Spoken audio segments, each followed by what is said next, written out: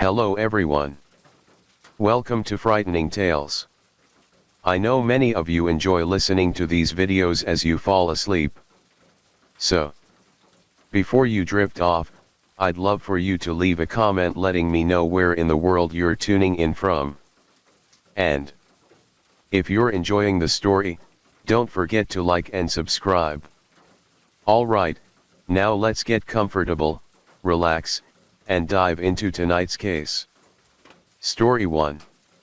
Now we'll dive into a tragedy that unfolded in Miami.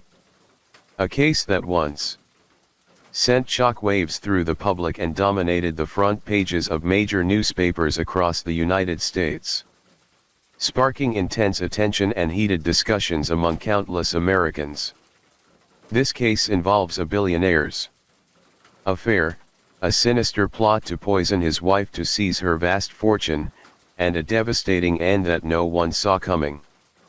Beyond that, the case itself is riddled with bizarre twists that defy belief. As an FBI agent assigned to the investigation put it, this was a complex case, much like a jigsaw puzzle, where the most crucial piece only fell into place at the very last moment. Now, let's break down every detail of this chilling case. Miami, located on the Florida Peninsula along Biscayne Bay, is the second largest city in Florida. With its endless stretches of white, sandy beaches, a mild and pleasant climate, and stunning coastal scenery, it's no wonder the city has become one of the world's most renowned vacation destinations. At the same time, Miami serves as a vital gateway connecting North and South America, boasting a highly developed network of maritime, air, and road transportation. Each year, millions of international tourists flock here, while many immigrants also choose Miami as their new home to settle and build a life. The story we're about to explore took place right here. Sergio Pino was a prominent figure in Miami's business circles, as well as respected philanthropist who frequently appeared in the public eye. He had a family that many envied, owning an $8 million mansion and a yacht of equal value.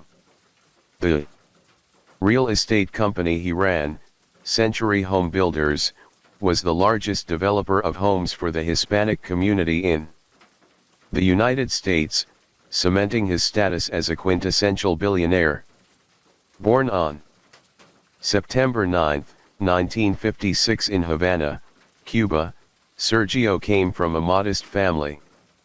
Sergio's parents had 2 children and he was the eldest. His younger brother was named Carlos Pino. Their father ran a small grocery store, but in 1968, the Cuban government confiscated the shop, stripping the family of their sole source of income. Plunged into despair, Sergio's parents made the difficult decision to leave Cuba for the United States. Taking their 2 sons, Sergio, then just 12 years old, and Carlos, with them. Given Cuba's proximity to Florida and the special immigration policies of that era, many Cubans sought every possible means to migrate to the U.S. The Pino family was no exception, joining the wave of immigrants heading to Miami, Florida. Sergio's father found work as a plumber's assistant while his mother took on cleaning jobs. As a child, alongside his studies, Sergio worked part-time, taking a job cleaning carpets for a plumbing company. Though his part-time work consumed much of his time, it didn't hinder his academic performance. Sergio was both intelligent and diligent, working with his hands while his mind never stopped learning. He refused to let anything stand in the way of his education. After graduating high school with his sharp mind, Sergio realized that the plumbing business wasn't overly complicated and believed he could strike out on his own. As the saying goes, fortune favors the bold. And Sergio took a leap of faith, borrowing $6,000 from his father to start his own plumbing company, Century Plumbing. But reality proved far harsher than he'd imagined. While the company secured a few contracts, Sergio soon faced numerous challenges due to a lack of expertise and manpower. Yet, instead of giving up, these obstacles only fueled his determination.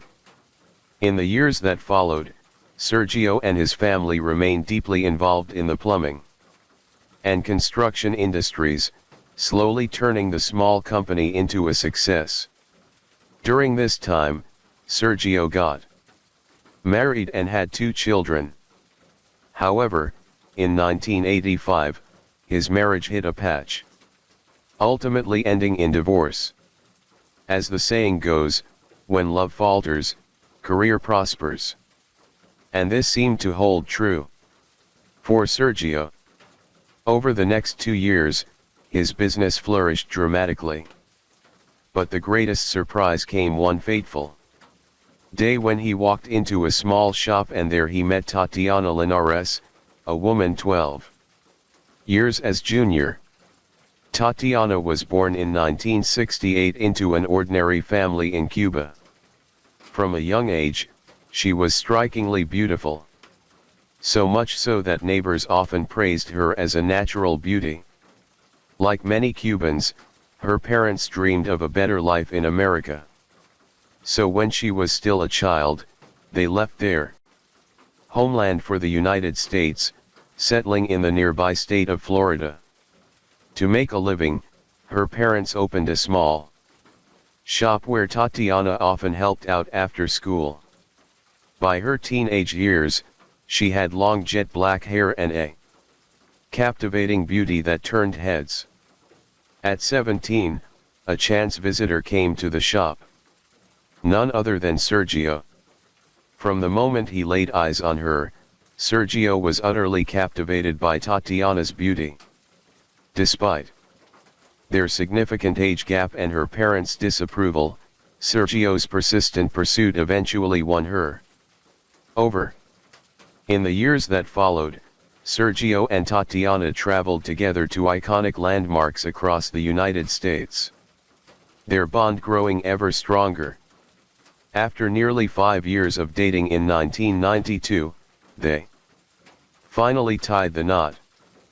Their wedding was a lavish affair attended by around 600 guests, most of whom were Sergio's friends. This was hardly surprising, as by then, Sergio had become a successful businessman in Florida with a personal fortune of $15 million, while Tatiana's family came from a modest background, resulting in fewer guests from her side. Yet from the radiant smiles on their faces, it was clear that both were brimming with hope and happiness as they looked toward their future.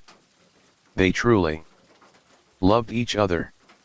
Tatiana believed she had married for love, and Sergio treated her with great care.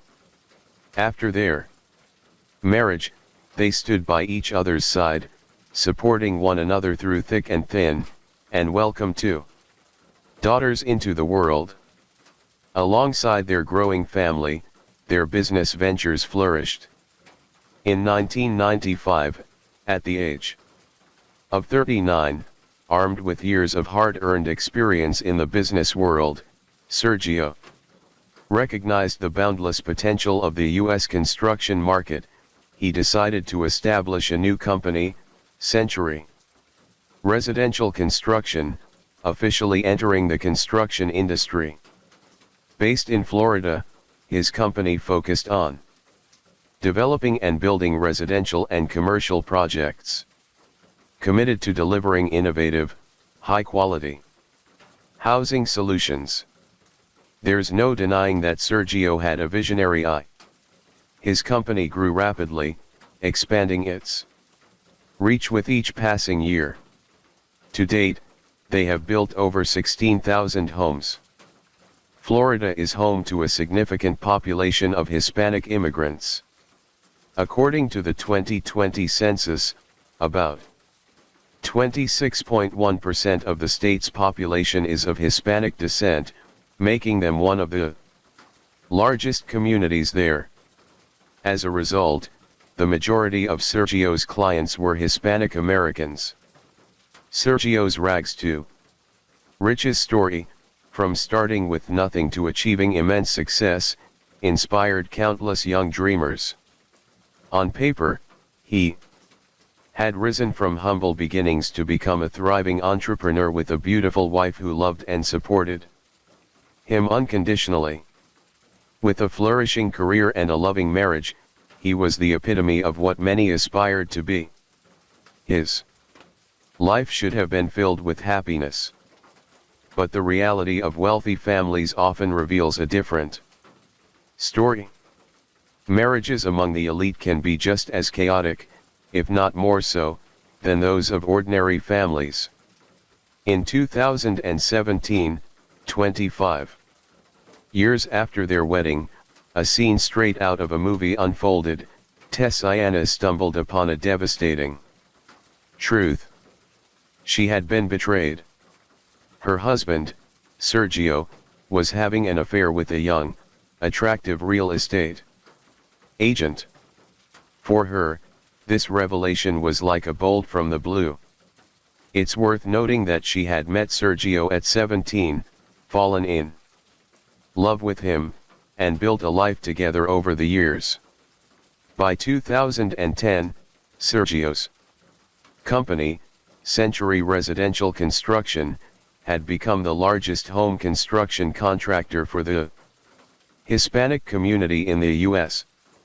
He went on to earn prestigious accolades, including Top 100 Leading Businesses in Miami, Top 100 Construction Contractors, and Largest Hispanic-Owned Business.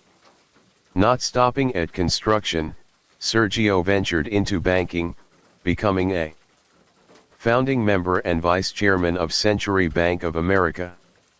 He was also appointed to the Florida Transportation Commission and held key roles in various investment funds as well as on the board of trustees at Florida International University. Alongside his soaring career, Sergio's quality of life continued to improve. He owned several luxurious villas in Coral Gables, including a primary residence valued at $8 million. Behind the estate ran a river where a yacht, also worth $8 million, was docked. Sergio and his wife, Tijano, were active philanthropists, frequently donating to cancer research organizations, supporting patients, contributing to Florida International University, and funding the construction of public buildings and parks. These efforts earned them a reputation as prominent local philanthropists. For 25 years of marriage, Tijana had devoted herself entirely to supporting her husband's career, managing their household, and raising their two daughters with unwavering dedication. Yet, in return for her wholehearted commitment and unconditional love, she was met with cruel betrayal. Still, Tessiana wanted to give her husband a chance. She believed Sergio still loved her and thought of their two daughters and the once happy home they had built. If Sergio genuinely repented and ended his illicit relationship, she was willing to forgive everything.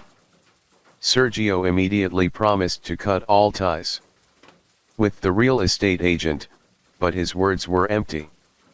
While he appeared remorseful on the surface behind Tessiana's back, he continued his affair in secret. Not only that, but other young, beautiful women began to appear in his life as well. To conceal his actions, Sergio was meticulous, covering his tracks with cunning precision. On the surface, his marriage to Tessiana seemed to return to normal, but in reality, an invisible crack had formed. One that nothing could mend. Over the next 2 years, Sergio maintained the facade of a devoted husband and father, while his business empire continued to thrive. But for Tijana, things were far from smooth. She began experiencing health issues, frequently in and out of the hospital. At first, she suffered from dizziness and nausea, but later she developed more severe symptoms, difficulty breathing, hair loss, and even episodes of unconsciousness. Though she recovered after each prolonged treatment and rest, doctors couldn't pinpoint the exact cause. Eventually, they diagnosed her with epilepsy and cardiovascular issues. In July 2019, Tijana felt nauseous again, noticing a strange taste in her mouth. Tests at the hospital suggested she might have consumed contaminated food. By November 22, after a full recovery, Tijana attended a dinner event for influential women in Miami. The gathering included 30 prominent women, among them the Lieutenant Governor of Florida, U.S. Senators, Congresswomen, and other powerful figures. Guests typically brought small gifts, and Tijana brought a dish of Brussels sprout salad. The atmosphere that evening was lively, with everyone chatting and enjoying a relaxed time. But not long after, an unexpected incident occurred. Several attendees began feeling dizzy, nauseous, and started vomiting. The situation escalated quickly, prompting an immediate call for ambulances.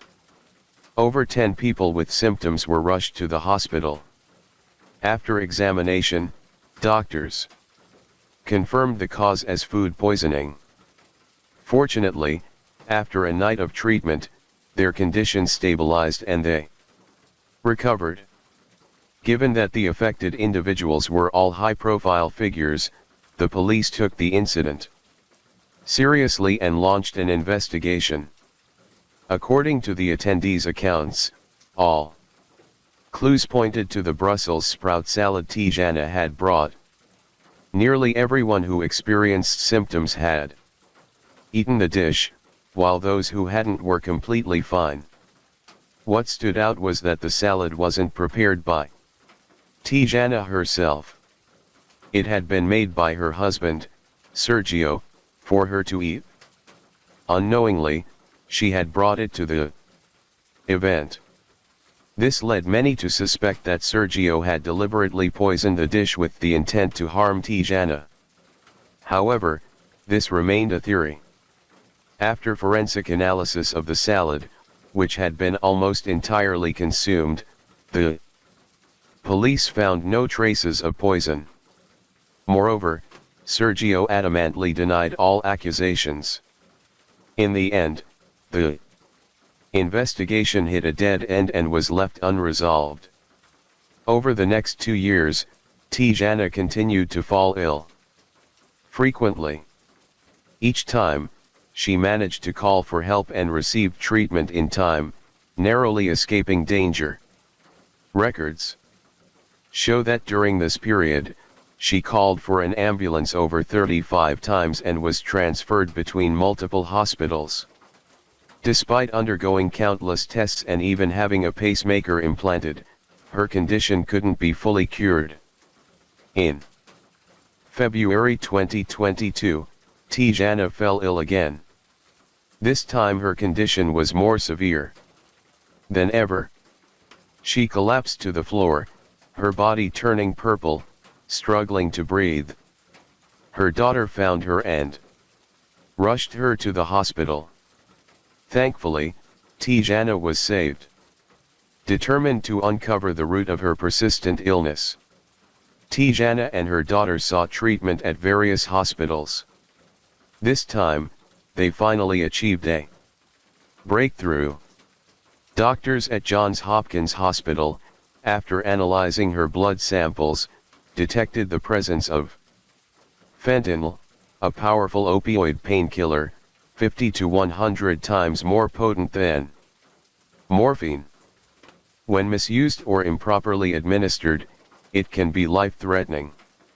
Those poisoned by fentanyl often experience difficulty breathing, irregular heartbeats, and organ failure, all symptoms that match Tijana's. Upon receiving the test results, Tijana immediately reported the matter to the Drug Enforcement Administration, DEA, as she had never used this drug herself. It was clear someone had been secretly poisoning her. And if you've been paying attention, you've likely already guessed who was behind it. None other than her own husband, Sergio. Tijana had come to the same realization. So, the first thing she did after being discharged was to move out of their shared home. Coincidentally, after leaving Sergio, her health improved dramatically with no further relapses. This only strengthened her suspicions. Around the same time, her sister Aurora revealed that she had seen Sergio still meeting with the real estate agent. This left Tijana utterly devastated. At last, she understood everything. All this time, she had been living in a delusional love story. One-sided from her end. Reflecting on the years of constant illness, a chill ran down her spine as fear surged within her. She resolved to end it all. In April 2022, Tijana officially filed for divorce and demanded half of Sergio's assets. At the time, Sergio's total wealth was estimated at around $153 million. Furious at her request, Sergio adamantly refused. According to him, everything he owned, his wealth and career, was the result of his own hard work, and his wife had contributed nothing. Furthermore, he emphasized that when they married in 1992, they had signed a detailed prenuptial agreement, stipulating that his personal assets belonged solely to him, and Tijana had waived her right to alimony after a divorce. In short, he agreed to the divorce, but would only offer a maximum of $20 million. While $20 million is no small sum, it paled in comparison to Sergio's hundreds of millions in assets. Naturally, Tijana refused. Thus, the two entered a prolonged legal battle over the division of assets post-divorce. At first, Tijana thought this was just a typical divorce case among the wealthy, primarily a dispute over who would get more money. But she could never have imagined how far money could drive a person to madness and cruelty. On July 2, 2022, 3 months after Tijana filed for divorce, the nightmare truly began. At 3:26 a.m., a fire broke out at the home of Aurora, Tijana's sister in Dade County. 2 vehicles, a Chevrolet and a Dodge Ram, were completely engulfed in flames. Surveillance footage captured a man in a hoodie, sneaking into the yard at night, dousing the cars with gasoline. After setting them ablaze, the man fled the scene. Aurora immediately suspected Sergio was behind the incident.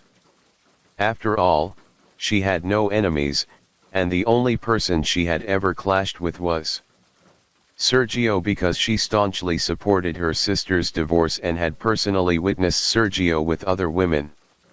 Informing Tijana of his infidelity, Sergio was the only one with a motive. However, due to the poor quality of the surveillance footage that night and the man's deliberate effort to conceal his face, the police couldn't identify the suspect. In the early hours of August 12, 2023, at 3:34 a.m., another man stealthily entered Aurora's yard carrying a can of gasoline and set fire to her remaining car. But just like the Previous incident, the police were unable to apprehend the culprit. On August 30th, shortly after attending a divorce hearing, Tijana returned to her new home in Pinehurst, a suburb of Miami. As she pulled into her driveway at 4:12 p.m., a small pickup truck, which had been waiting nearby, suddenly started its engine and barreled straight toward her. It seemed the driver wasn't skilled, as the collision wasn't forceful enough to be life-threatening, allowing Tijana to narrowly escape harm. After the incident, she called Sergio to ask if he was involved.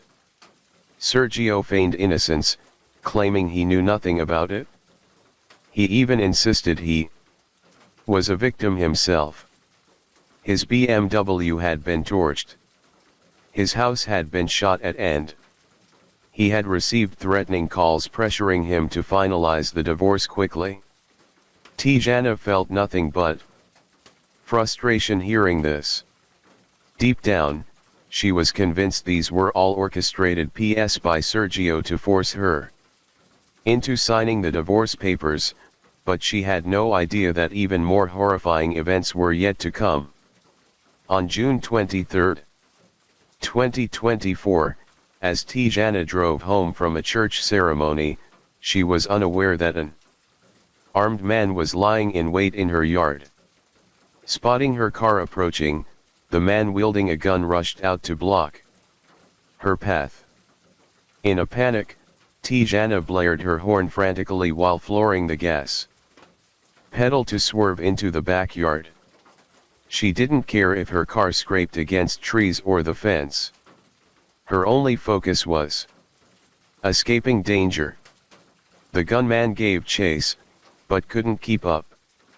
He then circled to the front of the house, attempting to cut off her vehicle. At that moment, Tessiana's 26-year-old daughter was inside the house. Hearing the incessant honking outside, she rushed out to check and came face to face with the armed man. He pressed the gun to her head but didn't pull the trigger, instead ordering her to go back inside and stay out of it. Clearly, his target wasn't the girl. Terrified, she ran back into the house and called 911 to report the incident. In the frantic call, she told the police that the attacker was targeting her mother and her mother's life was in danger. Fortunately, after failing to carry out his plan, the man quickly fled and Tijana narrowly escaped death once again. Notably, the very next day was another scheduled divorce hearing, making the motive behind the attack glaringly obvious. The following day, the Federal Bureau of Investigation, FBI, conducted a surprise raid on Sergio's luxurious mansion in Coral Gables, seizing his phone, computer, and other electronic devices. Yet, despite the unexpected investigation, Sergio didn't seem the least bit surprised. This indirectly suggested he may have been aware of everything and was likely the mastermind behind it all. When questioned by the police, he adamantly denied any involvement, insisting he had never intended to harm his wife. With insufficient concrete evidence, and given Sergio's influential status, the police couldn't take immediate action against him. The police continued investigating the earlier arson incidents, the car accident, and the armed attack.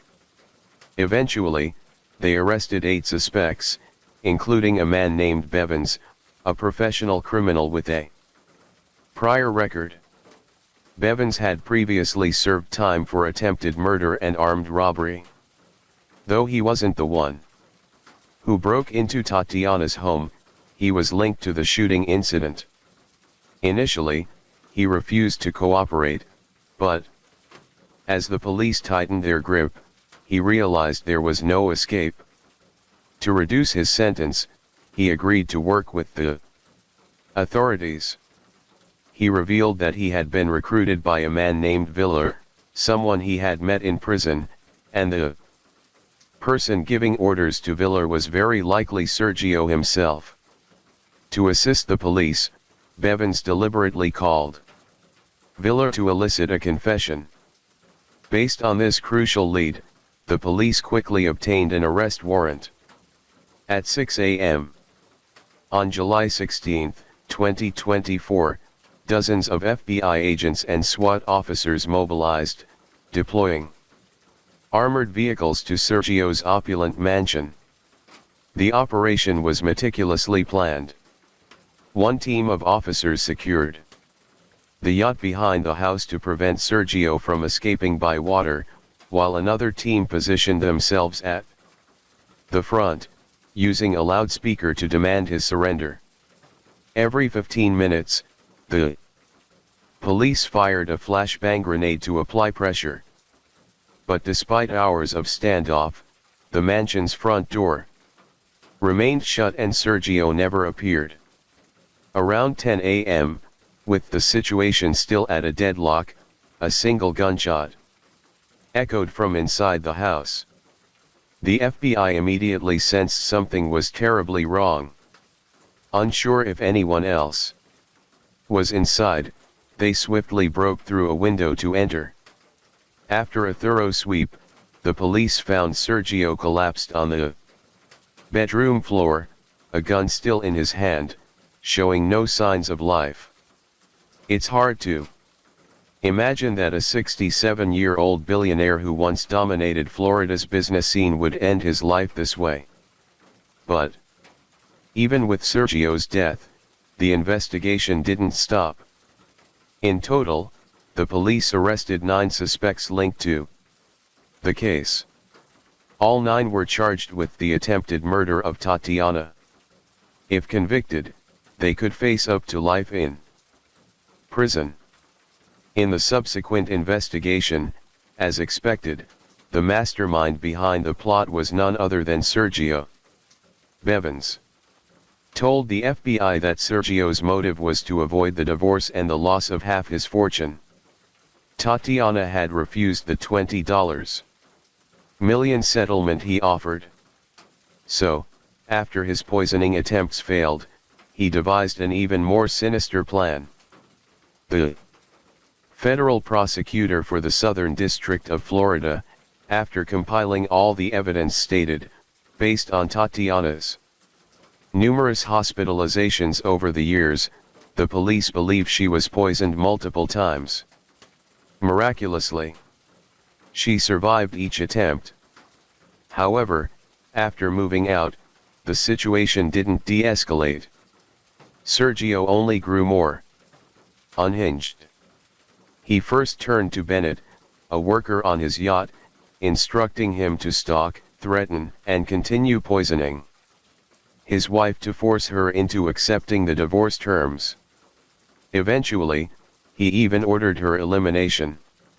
Bennett hired 3 accomplices, initially planning to use poison, but for some reason, they abandoned that approach. They then resorted to arson and staged a car accident, but all attempts failed to cover his tracks and mislead the police. Sergio orchestrated the burning of his own car on September 7, 2023, ordered a shooting at his own home, and provided false statements to investigators. Under intense police pursuit, Bennett and 4 accomplices were arrested one by one. When the assassination attempts failed, Sergio recruited another group, this time turning to Viller. Viller, a notorious criminal, immediately sought out Bevins after taking the job, asking him to recruit more accomplices. Viller relayed orders to Bevins multiple times, with the final instruction being to eliminate Tatiana before June 24, 2024. To ensure she couldn't attend the next divorce hearing, Sergio paid Bevins a total of $75,000 in 2 installments. In reality, he had spent $150,000 on the two groups of hitmen he hired, promising an additional $150,000 if the job was completed successfully. According to the police's final confirmation, Tatiana had narrowly escaped death at least 9 times. She was utterly terrified after everything she had endured, while her sister Aurora was both shocked and in disbelief at Sergio's actions. Throughout the ordeal, Sergio had been extremely cautious. He communicated with his accomplices only through messages, never using his personal phone, and all payments were made in cash to avoid leaving a transaction trail. As a result, aside from Bennett and Viller, who were directly involved, the police couldn't find clear evidence against him, but that no longer mattered. His death brought everything to a close, making his crimes vanish like smoke. He was never formally charged, meaning that in the eyes of the law, he was never a criminal. Since Sergio died while still legally married to Tatiana, in theory, his entire estate would pass to her and their children. However, the inheritance process was far from smooth. Sergio, a calculating man, had prepared a backup plan after his repeated attempts to eliminate his wife failed. He transferred a portion of the company's assets to his brother, Carlos. He also drafted a will stating that if he died, all his assets would go to Carlos. Moreover, he secretly transferred Tatiana's shares in the company without her knowledge. This was a cunning move, as it will typically holds the highest legal authority. If everything went according to the will, Tatiana would be left with almost nothing. But this would only happen if the will was deemed legally valid. On August 9, 2024, at a Miami court, Tatiana's lawyer played a trump card, arguing that Sergio suffered from severe paranoia and mental health issues, rendering his will invalid, and the prior asset transfers illegal. Although the lawyer couldn't provide conclusive evidence given Sergio's history of plotting to kill his wife, the judge agreed with the argument and temporarily blocked Carlos from inheriting the estate. Tatiana also revealed that the prenuptial agreement she signed with Sergio in 1992 was coerced. The document spanned dozens of pages and she was unaware of its full contents. At the time, Sergio had told her, "If you don't sign this agreement, the wedding tomorrow will be cancelled." To avoid worrying her family and friends, she felt forced to sign. If this were true, the prenuptial agreement would hold no legal weight. However, what the circumstances were back then, no one can say for certain now. Sergio's true wealth has always been a topic of public fascination. Since Tatiana also held shares in the company, combined with premarital assets, marital assets, trust funds, insurance, real estate, and the yacht, determining an exact value is incredibly complex. Some sources estimate that in 2024, his total estate was worth over $300 million, while other records list it at $153 million. Whether it's over $100 million or over $300 million, it's still an astronomical sum that most people can't even fathom.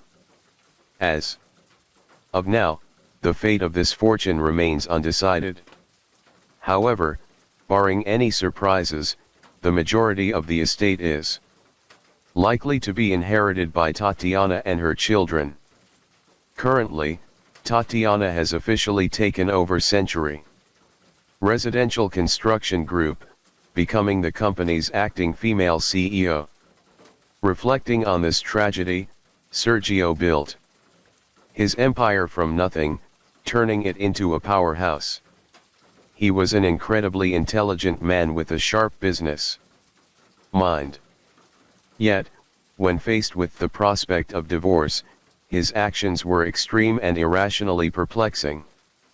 Clearly, he was the one who erred first by cheating and should have anticipated the consequences of asset division in a divorce. Moreover, even if the divorce had proceeded peacefully under Florida law, combined with his premarital assets, he would have retained over 50% of the total estate, remaining a billionaire. There's no denying that Sergio had an intense desire to control his wealth. This extreme need for control propelled him to success in business, but it also stripped him of his humanity and rationality, ultimately leading to a downfall where he lost both his life and his fortune. Story 2. This story unfolds in the small town of Bribattopra. Nestled in northern Italy within the Lombardy region in Bergamo province at the foothills of the Alps. With a population of fewer than 10,000, life here is peaceful and orderly. In this quaint town lived a girl named Yara Gambari, a 13-year-old brimming with energy. She was passionate about rhythmic gymnastics and trained tirelessly, dreaming of one day becoming a professional gymnast. In 2010, a case that shook the entire nation erupted in this small town. Yara, that very girl, mysteriously vanished. After heading to the sports center.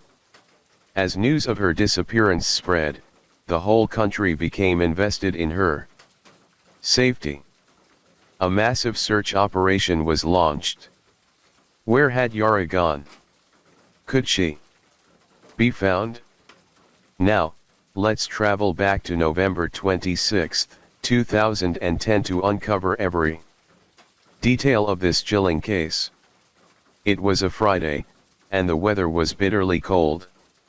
Snow fell gently over the small town with only a few cars occasionally passing through the streets, creating an unusually quiet atmosphere. At 5:15 p.m., Yara said goodbye to her parents and left home to head to the sports center. Let's take a look at the map. Here's Yara's house, and here's the sports center. The two locations are about 500 meters apart, a mere 10-minute walk. The sports center houses a basketball court, a swimming pool, a gymnastics room, and other athletic facilities. Yara regularly trained in gymnastics here.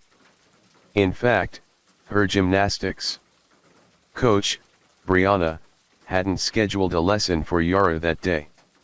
She had only asked Yara to bring a stereo system to the sports center and then head back home. By 7 p.m., the fire in the family's fireplace crackled softly, and the aroma of dinner filled the air, but Yara's place at the table remained empty. Her mother kept glancing at the door while her picked up his phone repeatedly, only to set it back down. At 7:11 p.m., unable to bear the uncertainty any longer, Yara's mother called her daughter's phone, but all she heard was the cold automated message. The phone is switched off. This had never happened before. By 7:55 p.m., the snow outside was falling heavier, and Yara's parents could no longer sit still. They drove to the sports center to look for her, but the gymnastics coach told them Yara had left at 6:30 p.m. The couple then drove around the nearby streets, searching desperately, but found nothing.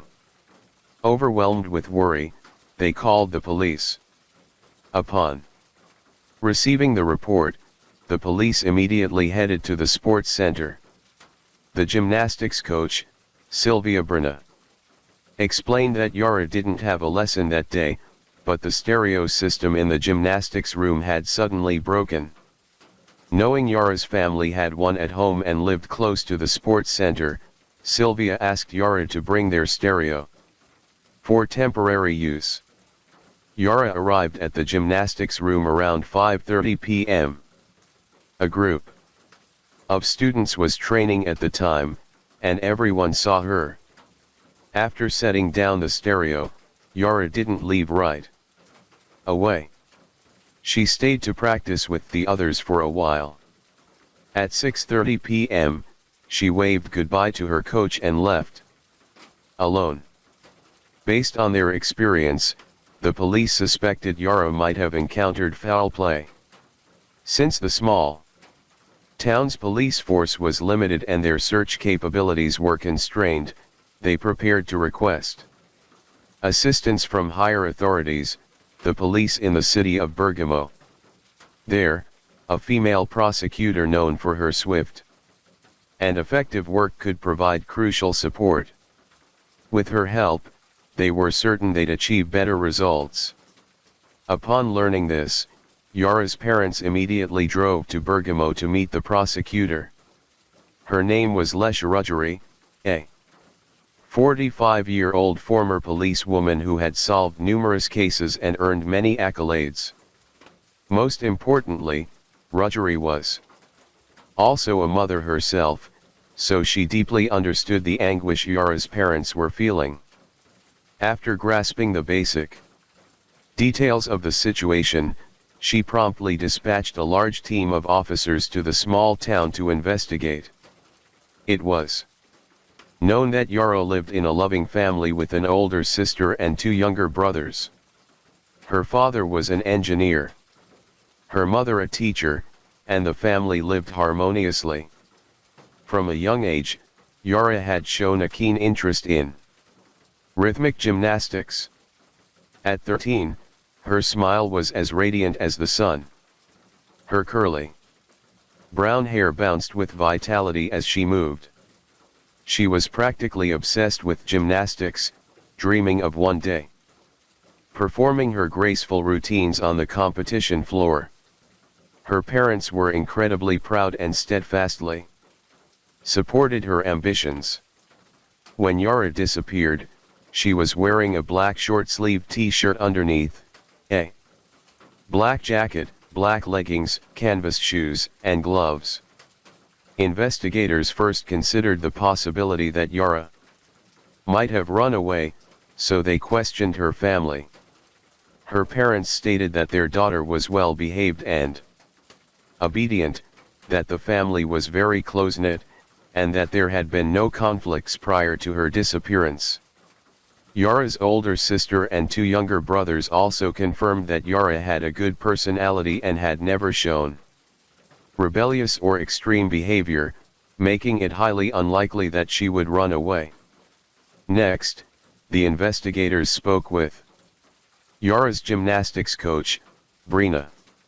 She reported that Yara had shown no recent signs of emotional distress, that the difficulty of her gymnastics training wasn't overwhelming, and that Yara was always enthusiastic about practicing.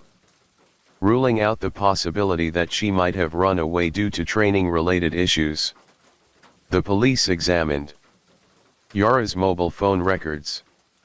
At 6:50 p.m. that evening, Yara was still texting a close friend. The two were discussing their participation in a competition that Sunday. After that, Yara didn't contact anyone else. By 7:11 p.m., when her parents called, her phone was already switched off.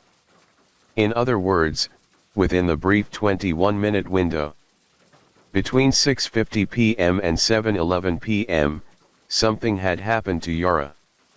The entrance and exit of the sports center were equipped with surveillance cameras, but they had been damaged during a summer storm and hadn't yet been repaired. As a result, no cameras captured Yara leaving the sports center that night, leaving the police with no clue about which direction she went. They had no choice but to go door-to-door in the nearby area to investigate. A witness provided the police with a lead. At 6:40 p.m. that evening, he saw a girl resembling Yara on a street near the sports center. She was standing next to a car talking to the driver, but it was already dark, so he couldn't see the driver's face clearly, let alone recall the car's license plate. He wasn't even certain it was Yara. The police deployed several tracking dogs to follow Yara's scent from the sports center. Surprisingly, after leaving the sports center, the dogs led the police in the opposite direction of Yara's home. Let's look at the map. This is the town of Brambate-Dopra. According to Yara's mobile phone signal records, at 6:49 p.m. that evening, she was in Mapelo, after which her phone signal completely disappeared. Walking from the sports center where Yara vanished to Mapelo would take half an hour. According to her gymnastics coach, Yara left at 6:30 p.m. Just 19 minutes later, her phone's location showed she was in Mapelo. There's no way she could have walked that distance. She must have been in a vehicle. At this point, the police suspected Yara had been abducted. The perpetrator had driven her to Mapelo. Yara's parents held a press conference, pleading with her abductor to release their daughter, promising not to press charges if she was returned safely. But, despite their plea, Yara remained missing as if she had vanished from the face of the earth. As the media began covering the story, news of Yara's disappearance spread rapidly. Reporters from across the country flocked to the scene, following and reporting on the case's developments. For a time, anyone who knew Yara was swarmed by journalists, eager for interviews.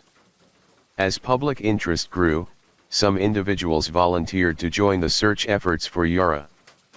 Prosecutor Ruggieri was determined to find Yara.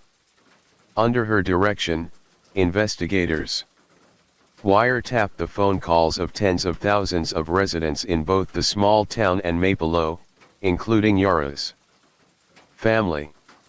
Such a large-scale investigation method was rare at the time.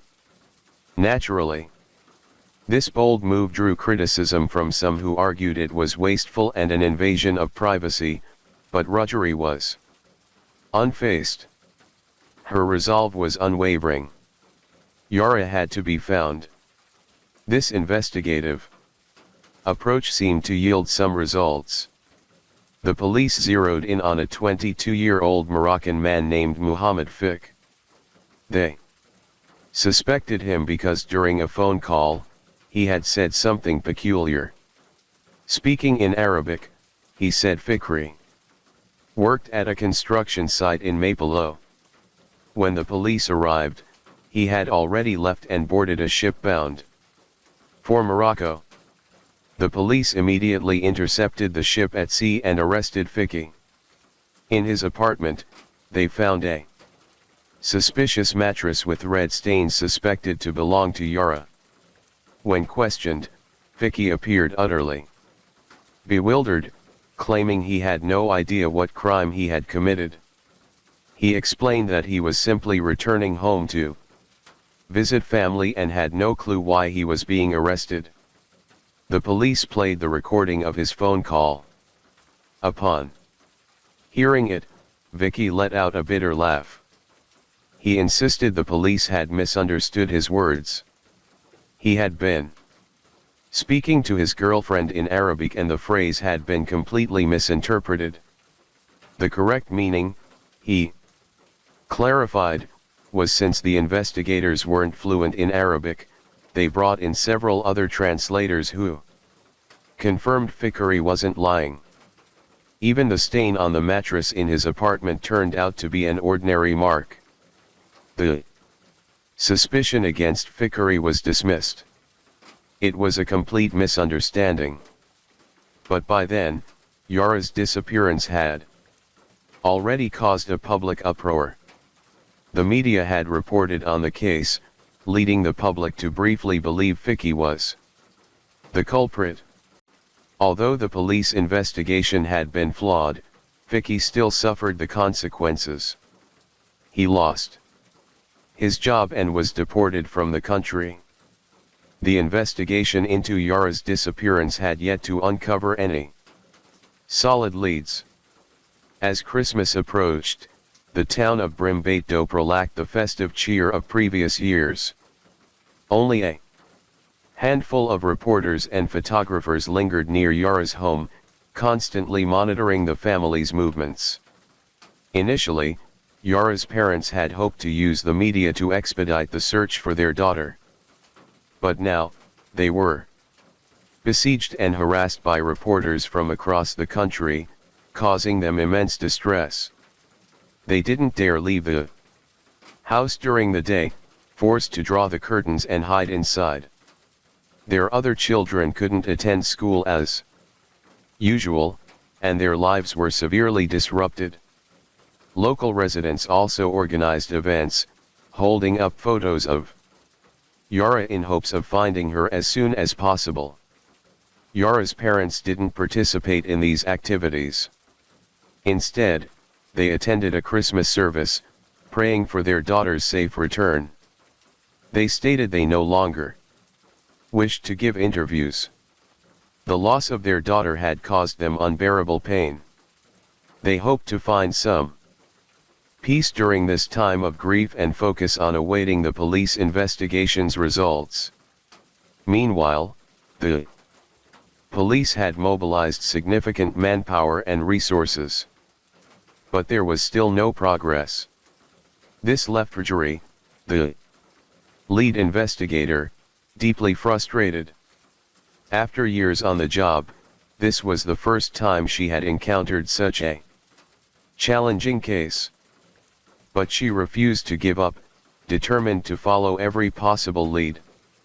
Time passed until late February 2011, 3 months since Yara's disappearance. That day, in a field 6 kilometers from the small town, a man was flying a drone for practice. Suddenly, he lost control and the drone crashed. As he ran toward it, he stumbled upon a pile of old clothes and a pair of canvas shoes. Curiosity drew him closer and then he noticed a foul stench. Sensing something was terribly wrong, he quickly called the police. Upon receiving the report, the police rushed to the scene. In the field, they discovered a decomposed body. Based on the clothing, they could still identify the victim as female. At the scene, they also found a music player, a key, a SIM card, and a phone battery, but no mobile phone. Prosecutor Rodri, who was skiing with her daughter at the time, hurried to the scene upon hearing the news. Upon seeing the victim's clothing, she immediately recognized it as Yara, the girl who had been missing for 3 months. Subsequent DNA testing confirmed her identity. Yara's parents were devastated beyond words upon hearing the tragic news, hoping only that the police would soon find the culprit and bring him to justice. The forensic report revealed that the victim had not been sexually assaulted. She had multiple cuts on her body and a blunt force injury to the back of her head. These injuries weren't fatal. The true cause of death was hypothermia, and the time of death was estimated to be 3 months prior, likely the very day she disappeared.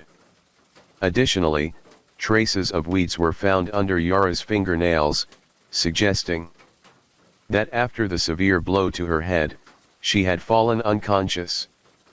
The perpetrator, believing she was dead, likely dumped her body in the field. Yara may have tried to save herself, but ultimately succumbed. Let's examine the map. The sports center is where Yara disappeared. Mapelo is where her phone signal was last detected and the field where her body was found is located here. Based on the clues gathered, the perpetrator took Yara from the sports center by car, drove her to Maplelow, killed her, and then dumped her body in the field. Forensic experts discovered traces of lime in Yara's nasal cavity and trachea, as well as jute rope fibers on her jacket. Both of these elements are commonly found at construction sites, suggesting the perpetrator might be involved in that line of work. Later, forensic analysis recovered skin cells from Yara's gloves, which upon testing were identified as belonging to her gymnastics coach, Brina. Since Yara had been at the gymnastics room on the day she disappeared and had physical contact with her coach, it was deemed normal for Brina's skin cells to be on the gloves. The police seized Brea's mobile phone. Upon investigation, they discovered that on the day Yara went missing, Brina had texted her brother, but both had deleted their chat history afterward. Brina explained that she didn't know why she and her brother deleted the messages, but she insisted she had a clear conscience. She claimed she had only shared news of Yara's disappearance with her brother that day and nothing more. It was merely a coincidence. With no concrete evidence, the police ruled her out as a suspect. In April 2011, forensic experts discovered blood from an unknown man on Yara's leggings and underwear, from which they extracted DNA. This DNA became the key to cracking the case and was dubbed Unknown Male 1. This individual was very likely the perpetrator. The police then launched a large-scale DNA collection effort among residents of Brambidopra and Maplelow. This was undoubtedly a time-consuming and labor-intensive task requiring significant manpower and financial resources. There was no guarantee the perpetrator even came from these two areas. He could be from elsewhere. This method of investigation was akin to finding a needle in a haystack, but they had no better alternative. Investigators enlisted a geneticist to thoroughly analyze Unknown Male 1, who then provided the police with some reference information.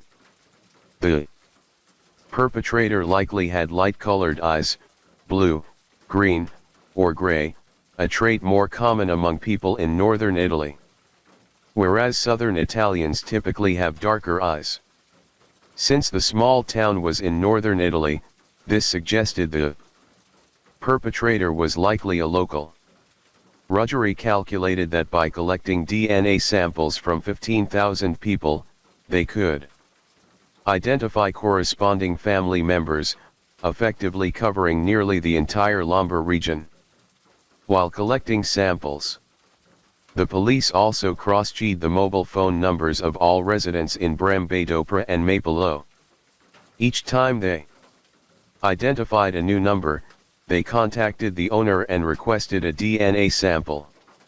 This manhunt became one of the most expensive and extensive operations in Italian history. 6 months after the case began, Yara's parents held a funeral for her at the sports center, the last place she was seen alive. Many attendees brought flowers and silently prayed for the young girl. The event was broadcast live on television, and viewers across the country felt heartbroken for the beautiful girl. She had worked so hard, and had this tragedy not occurred, she surely would have become an exceptional gymnast, perhaps even representing Italy in competitions. But now that dream could never come true. Meanwhile, the police investigation pressed on relentlessly. They had already collected DNA samples from thousands of people, notably under Italian law, in certain serious criminal investigations. If a judge issues an order, the police can collect DNA samples without the individual's consent. Media attention on the case showed no signs of waning. Major news outlets reported on it daily, and Yara's disappearance became the focal point of national interest. Everyone awaited the day the case would be solved. During this time, some unscrupulous media outlets fabricated false rumors to attract attention, causing chaos in the investigation. Other outlets criticized the police for inefficiency, pointing out the vast resources expended while the case remained unsolved. Under immense societal pressure, prosecutor Roeri, the lead investigator, began to doubt herself. She questioned whether her investigative methods were correct. Facing mounting criticism, she felt the pressure intensify. She returned to the site where Yara's body was found. Carefully observing the surrounding environment, she noted how remote the location was. Dumping a victim here would likely go unnoticed for a long time. But how did the perpetrator know about this place? As Ryrie pondered this question, she walked along a nearby road and soon discovered a bar in the vicinity. Her instincts told her the perpetrator might be a regular there. She approached the bar's owner to gather information and learned that it was a members-only bar where every customer's identity was registered. The bar was busiest on Friday and Saturday nights. Ryrie stationed police officers there on those nights to collect DNA samples from each customer. Sure enough, it wasn't long before the lab delivered good news. Among the DNA samples collected from the bar's patrons, one matched the sequence of unknown male 1. The Y chromosome holotype in the sample aligned with unknown male 1. Meaning the man who provided the sample was a blood relative of the perpetrator. The sample belonged to a man named Damiano Grignoni.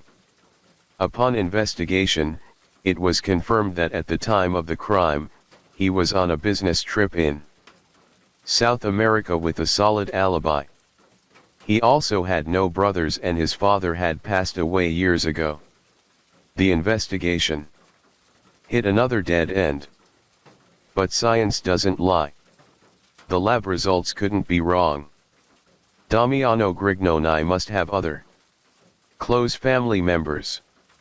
By investigating his family further, a surprising discovery emerged.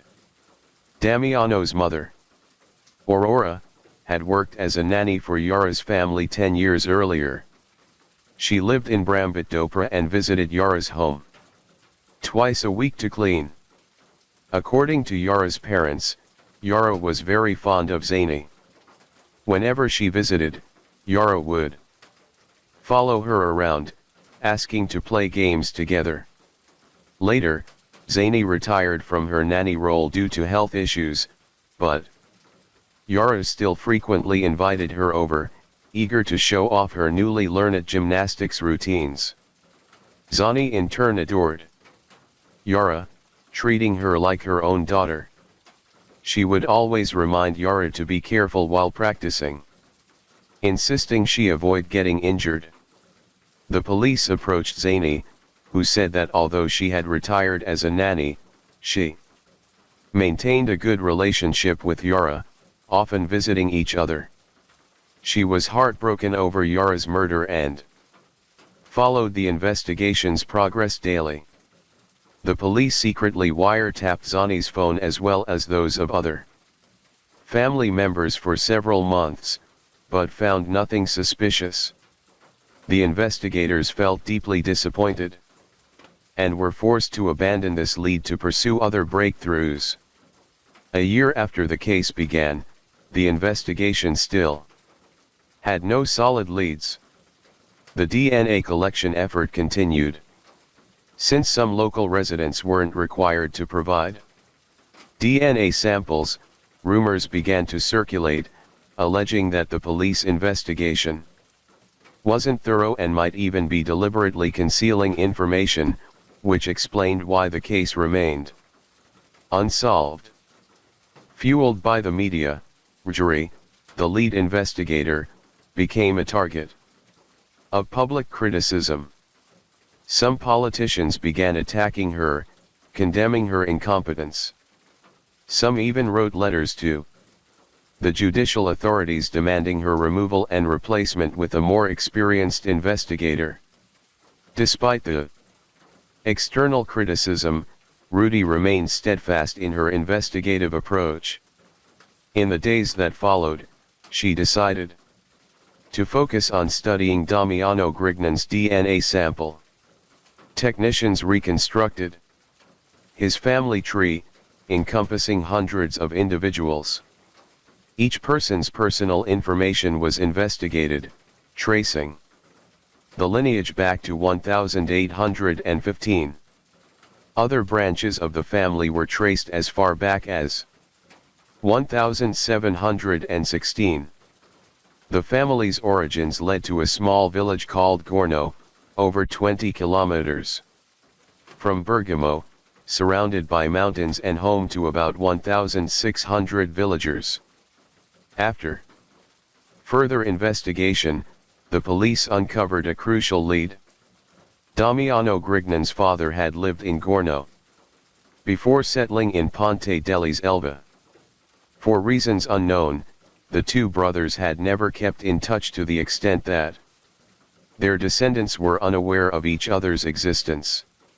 However, Jep had passed away in 1999 while Jara's case occurred in 2010, meaning he couldn't be the perpetrator. But his wife, Laura Polly, was still alive. The police approached her and obtained 2 tax stamps and a postage stamp that Jep had licked during his lifetime. The tax stamp came from Jep's driver's license. In Italy's earlier years, a tax stamp had to be affixed to licenses. The postage stamp was from a postcard he had sent to his family. Technicians extracted Jep's DNA from these items. And after testing, they obtained a promising result. Jep was the father of unknown male Juan. Jep and his wife had 3 children in total, 1 daughter and 2 sons. The police collected DNA samples from the 2 sons. But the results were deeply disappointing. They didn't match unknown male Juan, and neither son had children of their own. The case, which had seemed on the verge of a breakthrough, once again hit a dead end. Ridgely couldn't make sense of it. She concluded that the only plausible explanation was that Jep had an illegitimate child outside his marriage. In his youth, Jep was a bus driver, physically fit, outgoing, and multi-talented, attracting the attention of many women. However, his marriage to his wife wasn't born out of love, but was arranged by their families. Lacking an emotional foundation, Jep and his wife lived together more out of formality than affection. Despite having 3 children, Ridger believed that while Jep's marriage appeared harmonious on the surface, it harbored underlying cracks. He had never truly loved his wife to the point of seeking relationships with other women and fathering an illegitimate child. Next, Jep's wife was questioned. She claimed to have been completely unaware of her husband's infidelity. In her mind, Jep was a hard-working man who took his responsibilities seriously. Though their relationship lacked romantic love, it had always been stable. The police learned that every May, Jep would travel alone to a resort in Milan and stay there for 2 weeks. They suspected he might have used this time to meet with a lover. Consequently, they reviewed the hotel records from that resort, closely examining the single women who had checked in during the same period as Jep, but they found no suspicious individuals.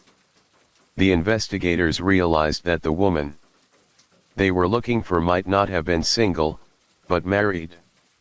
Divorce wasn't legalized in Italy until 1970. Before that, many couples stayed together despite having no emotional connection. If Jep's lover was a married woman, the investigation would become even more challenging. In 2012, 2 years after Yara's case began, her parents hired a geneticist. The expert analyzed Jep's DNA sample extracted from the tax stamp and discovered that it only provided 13 STR loci. Typically, paternity testing requires 15 to 20 STR loci. Scientifically speaking, this meant they couldn't confirm with 100% certainty that Jep was the father of unknown male 1. Yara's parents approached Rogeri hoping to exhume Jep's body to obtain a new sample. With the consent of Jep's family in March 2013, the police exhumed his grave and transferred his remains to a lab for further DNA testing. The new results came back quickly, confirming that Jep was indeed the father of unknown male 1. Notably, the investigation into Jep's family had been conducted in secrecy. But the media quickly caught wind of it and began spinning stories, even spreading rumors that he had 5 illegitimate children, capturing public attention. By late 2013, the authorities decided to close the investigation. But Rogeri refused to give up. She was determined to find Yara's killer. She enlisted 2 DNA experts to re-examine unknown male 1. Her persistence paid off with a new discovery. The experts found that unknown male 1 carried a rare genetic mutation which Jep did not have. This trait could only have come from the mother of unknown male 1. Among the previously collected samples, 532 women carried this genetic marker. The scope had narrowed significantly, reigniting hope for a breakthrough. Rogeri turned to a friend for help, Marshal Giovanni Mazzarino, a seasoned detective with thick gray hair and a non-nonsense attitude.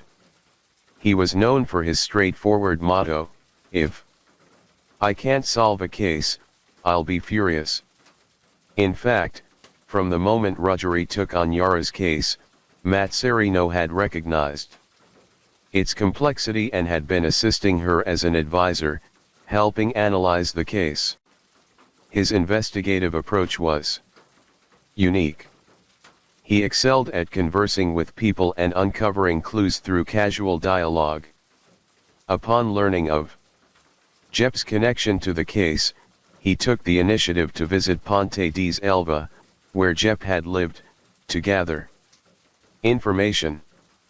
During conversations with locals, Mazzarino uncovered a crucial lead. Jep had a close colleague from his days as a bus driver who was still alive. Mazzarino followed this lead and located the man, asking him about Jep's younger years. The colleague revealed that Jep had been strikingly handsome, multi-talented, and skilled at playing the accordion. At the time, Jep's bus route passed a large textile factory where many young female workers were employed. They often rode his bus to and from work.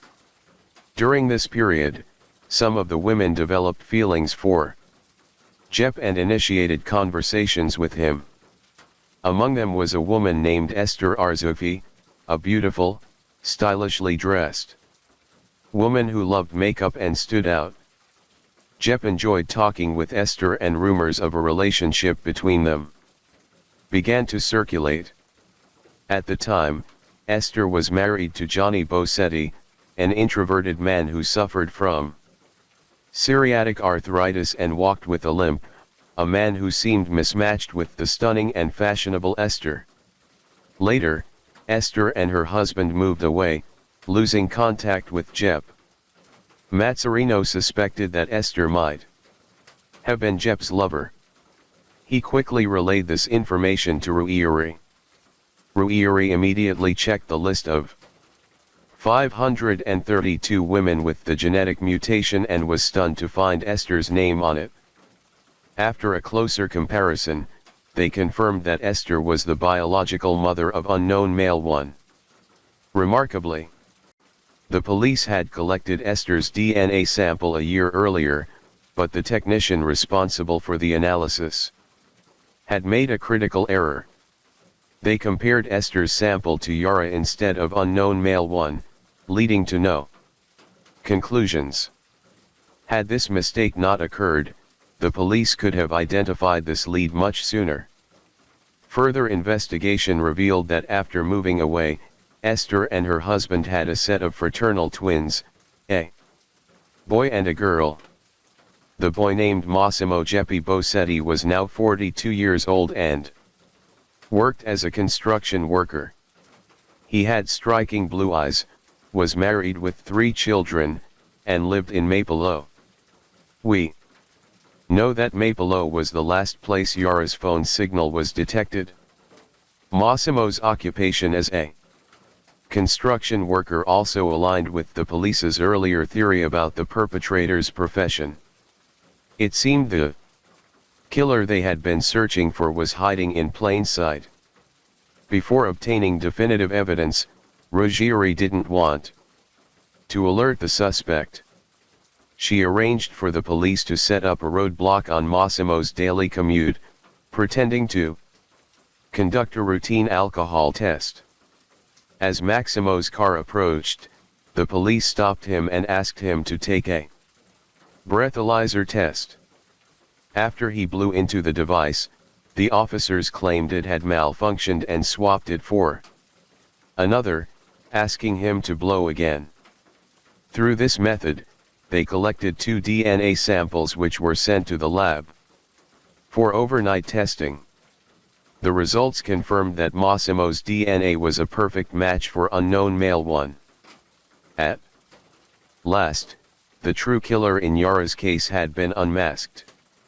Given the high profile of Yara's case, Italy's Minister of the Interior personally announced Massimo's arrest. In June 2014, the police arrived at the construction site where Massimo worked. Upon seeing the officers, Massimo's expression changed drastically, and he instinctively tried to flee, but the area was heavily secured, and he was swiftly apprehended. A subsequent search of Massimo's residence uncovered several video recordings. As the investigation deepened, the police discovered that around the time of Yara's disappearance, Massimo frequently drove around the streets of Bribatopra. He parked near Yara's house, visited a pizza restaurant, and regularly went to a local tanning salon for UV sessions. Massimo's phone signal placed him near the sports center on the night Yara disappeared. The police thoroughly searched his vehicle, but found no traces of Yara. Considering the crime had occurred nearly 4 years earlier, the absence of evidence in the car wasn't surprising. However, their efforts weren't fruitless.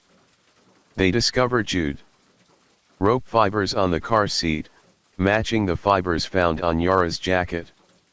Once news of Massimo's arrest spread, all the previous negativity surrounding Ruggieri dissipated.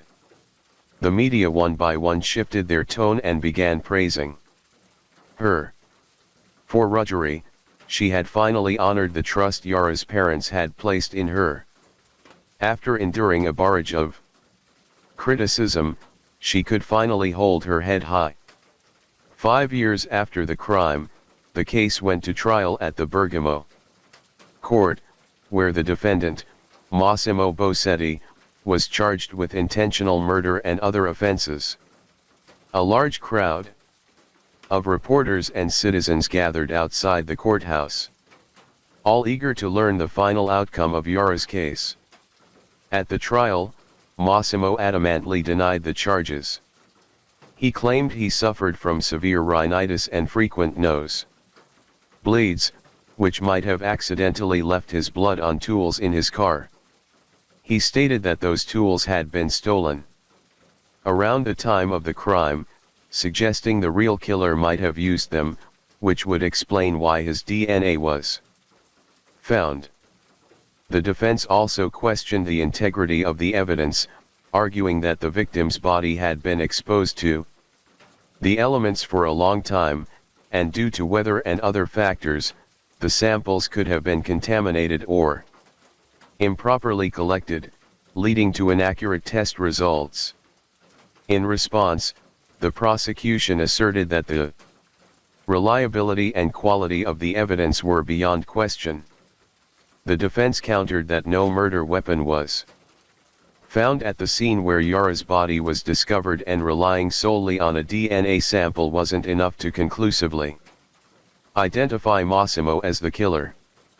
They argued that if that were the case, Yara's gymnastics coach, Brina, could also be a suspect since her DNA was found on Yara as well. The defense presented a satellite image of the scene, suggesting that Yara's body might have been moved. The prosecution rebutted that Brina, as Yara's coach, naturally had physical contact with her, making the presence of her DNA unsurprising. But Massimo had no connection to Yara, yet his blood was found on her underwear, a highly suspicious detail.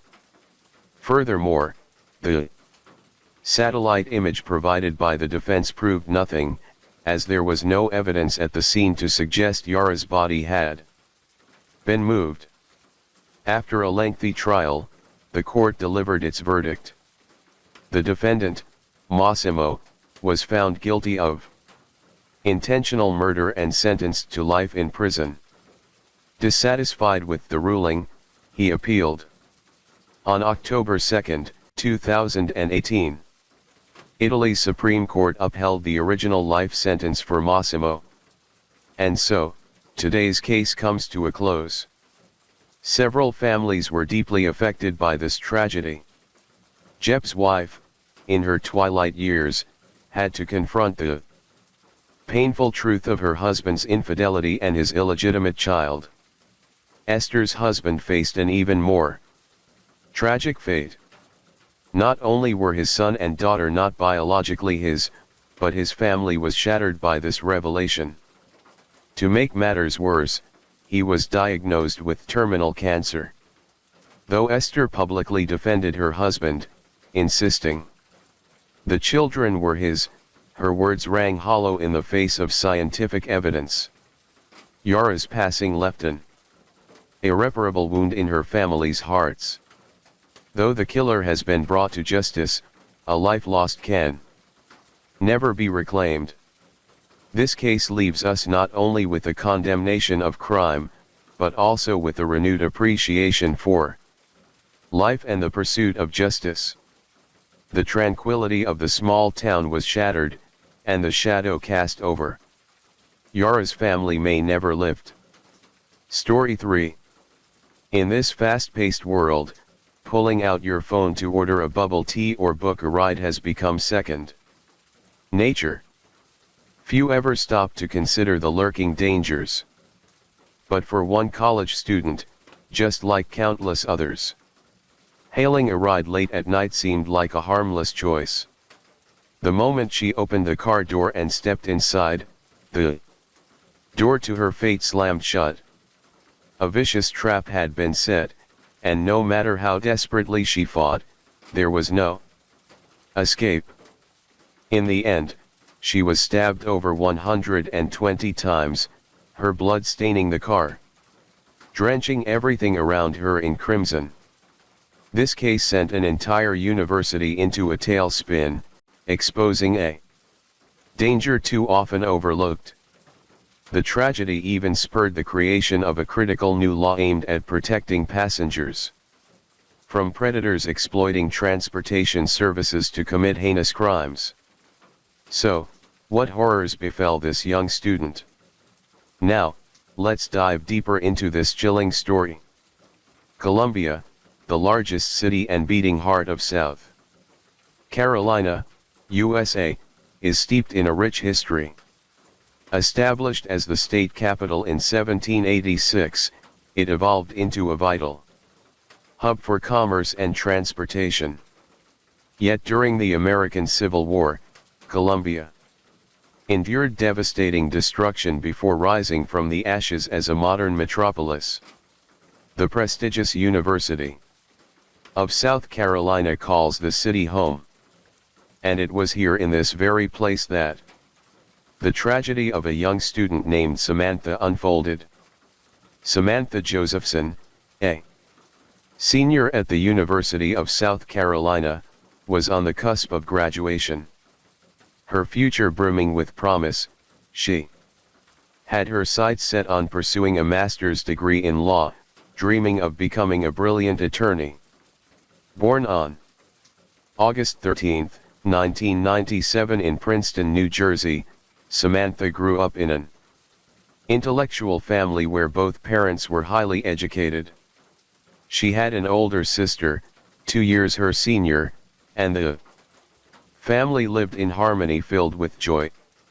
From a young age, Samantha was a lively, mischievous girl, often playing pranks that filled her home with laughter. Friends and family adored her for her cheerful demeanor, always radiating positivity. Academically, she excelled, becoming a source of pride for her teachers and loved ones. After graduating from Robbinsville High School, she was easily accepted into the University of South Carolina, where she majored in political science. Throughout her college years, Samantha was a vibrant student, excelling not only in her studies, but also in extracurricular activities. She was a member of the Alpha Gamma Delta sorority, an organization that promotes leadership, academic excellence, and social responsibility among women. Beyond that, she participated in a student exchange program in Barcelona, seizing the chance to explore the world. During her travels, she witnessed injustices firsthand, fueling her determination to study law with the hope of defending justice. Samantha aspired to become a human rights lawyer like Amal Clooney, the renowned British attorney known for her work in human rights and international cases. In her sophomore year, Samantha met Greg, a student 1 year ahead of her at a bar. They quickly grew close and started dating. When Greg graduated in 2018, he chose not to continue his studies and instead returned to his hometown of Mount Pleasant, 2 hours drive from Columbia, to start working. Despite the distance, they maintained a tight-knit relationship through regular video calls and weekend meetups. In 2019, with just 2 months until her graduation, Samantha received exciting news. She had been accepted into Rutgers University's prestigious MSc program in law with a partial scholarship. Less than 10 minutes later, she received another acceptance, this time from Drexel University, offering a full scholarship. After careful consideration, Samantha chose Drexel to ease the financial burden on her family. Her boyfriend, Greg, supported her decision and planned to find a job in Philadelphia so they could be closer. Everything seemed perfect. Samantha had love, a bright career, and a world of possibilities ahead. But no one could have predicted that in one fateful night it would all come crashing down. On March 28, 2019, Samantha and her friends headed to 5 Points, a lively area less than a mile from campus, to unwind. Known for its bustling bars and nightclubs, 5 Points was a popular spot for students. Samantha and her group gathered at the Bird Dog Bar. By around 2 a.m., exhausted from the night, Samantha decided to head home early. But little did anyone know, the moment she stepped out of that bar would be the last time she was seen alive. Samantha's phone went silent. No calls, no texts, no response. Her friends, boyfriend, and family began to panic. On the morning of March 29, her roommates scoured the area in search of her, but to no avail. By 1:30 p.m., they decided to report her missing to the police. Although Samantha had been missing for less than 24 hours, the police sprang into action immediately. They rushed to her apartment to interview her roommate, gathering details about her appearance, the clothes she was wearing when she disappeared, and swiftly released her photo to the media in hopes of receiving tips from the public. But no one could have imagined the horror Samantha had endured. The area where Samantha vanished was bustling with plenty of foot traffic. Surely, someone must have noticed her movements. Indeed, at 4 p.m., the police received a critical lead. In the New Zealand county, southeast of Columbia, about 60 miles from the bar where Samantha was last seen, 2 hunters discovered the lifeless body of a young woman lying by the roadside, hidden among the brush. Police rushed to the scene and confirmed the victim was Samantha, the very person they had been desperately searching for. According to the preliminary forensic examination, her body bore countless small but shallow wounds inflicted by a sharp object. The injuries were concentrated primarily on her head, neck, arms, and back with an estimated 120 stab wounds. The sheer number of wounds was so staggering that the coroner couldn't count them all. A testament to the killer's ferocity and utter lack of humanity. Even more horrifying, the coroner discovered that the murder weapon wasn't a typical knife, but something with a unique design resembling 2 parallel blades. The wounds on Samantha's body were symmetrically distributed, leaving even the experts baffled about the exact nature of the weapon. The most shocking detail of all, Samantha's body was nearly drained of blood. Based on her body weight, she should have had roughly 4,000 ml of blood, but the coroner recovered only 20 ml. This meant almost all of her blood had been drained. The minuscule amount left wasn't even enough for further testing. The cause of death was determined to be acute blood loss, a process that likely took 10 to 20 minutes. During that time, Samantha must have endured unimaginable pain and despair. The mere thought of it is enough to send chills down anyone's spine. When Samantha's parents and boyfriend received the devastating news, they were utterly shattered. They couldn't fathom that a vibrant, radiant young woman like Samantha could meet such a tragic end. The University of South Carolina, where Samantha studied, was plunged into mourning. In the wake of the tragedy, fear gripped the entire student body. After all, what Samantha did on that fateful night was nothing out of the ordinary for a college student, hanging out with friends, ordering a ride through an app. These everyday actions meant that anyone could become a victim just like her. Panic spread through the student community. No one dared to visit bars or use ride-hailing apps so casually anymore. For the police, the pressure was immense. If they didn't catch the killer quickly, every student in the area would continue living in danger. Determined to crack the case, they mobilized a large task force to investigate. The police decided to start with the most critical lead, pinpointing the last time and place Samantha was seen alive. On the night of March 28, Samantha's friends who had been drinking with her recounted the events. That evening, we were chatting and drinking at the bar.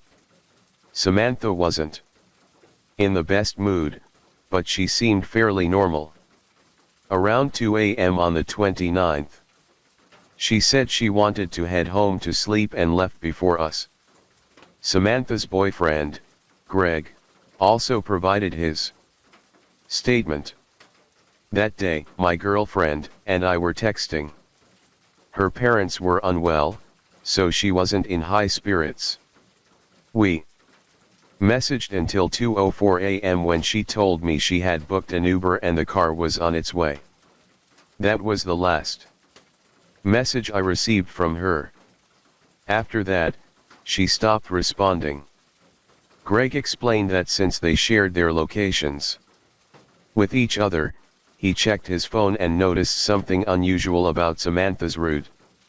The car should have been heading north to take her home, but instead it was moving southeast.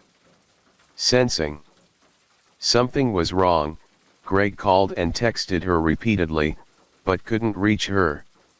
Even more bizarre, her location sharing suddenly turned off, an occurrence that had never happened before. At first, Greg didn't immediately alert the police, thinking Samantha might be tied up with something personal. But when morning came and he still couldn't contact her, he raced to Columbia to search for her. In fact, before reporting to the police, Greg had gone to Samantha's roommate to search together. He even managed to obtain surveillance footage showing Samantha hailing a ride that night. After noticing something suspicious, he decided to alert the authorities. Based on this lead, the police quickly pinpointed a critical detail. Samantha had disappeared after booking an Uber. This meant the Uber driver could very well be a suspect. The police promptly contacted Uber and identified the driver, who had accepted Samantha's ride, a man named Marcus. When questioned, Marcus admitted he had indeed accepted Samantha's booking, but claimed he never met her that night. He waited for a while and when no one showed up, he cancelled the ride. This raised the police's suspicions. Could Samantha have gotten into the wrong car? Following this lead, they reviewed footage from roadside surveillance cameras. At just past 2 a.m. on March 29, Samantha was standing alone on a street corner, waiting for her ride. She was wearing an orange-red top, black jeans, and holding her phone. Though it was late, the area was still bustling with young people hanging out. No one appeared to be following or approaching her. Samantha stood calmly at the pickup spot with nothing seeming out of the ordinary. A silver-gray car pulled up near Samantha and she quickly approached it, assuming it was her ride, but the car sped off. It clearly wasn't the one she had booked. Samantha returned to her spot to continue waiting. About 30 seconds later, at 2:12 a.m., a black Chevrolet pulled up. This time, Samantha walked over and got into the car without hesitation. Moments later, the vehicle vanished into the night. As the police dug deeper into surrounding security footage, they uncovered a chilling detail. The black Chevrolet had been circling the area multiple times. Each time, it would stop at the street corner where people were waiting for rides, linger for a few minutes, then drive off. This behavior resembled a predator hunting for prey. Those leaving the bars were the targets of this car. Earlier, the moment Samantha approached the wrong car had been clearly observed by the driver of the Chevrolet trailing behind. This suggested the crime was premeditated, meticulously planned in advance. The police immediately expanded their investigation to track down the Chevrolet. Unfortunately, the cameras didn't capture a clear view of the license plate or the driver's appearance. At this point, the police had only a sliver of information. The suspect drove a black Chevrolet and frequently appeared in the 5 Points area. With such limited leads, they had no choice but to intensify patrols and keep an eye on every black Chevrolet in the vicinity. Typically, when hunted so relentlessly, a suspect would go into hiding, but not this time. Less than a day later, the police apprehended the suspect. Rather than crediting the police's efficiency, it might be more accurate to say the suspect was overly confident and arrogant, completely disregarding the law. While patrolling 5 Points, officers spotted a black Chevrolet matching the one from the surveillance footage.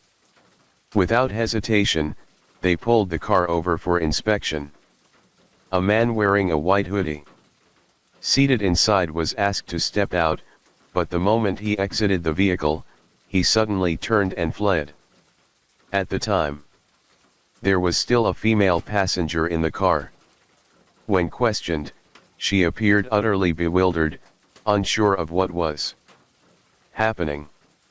Meanwhile, several officers quickly gave chase to the suspect. In a matter of moments, they apprehended him.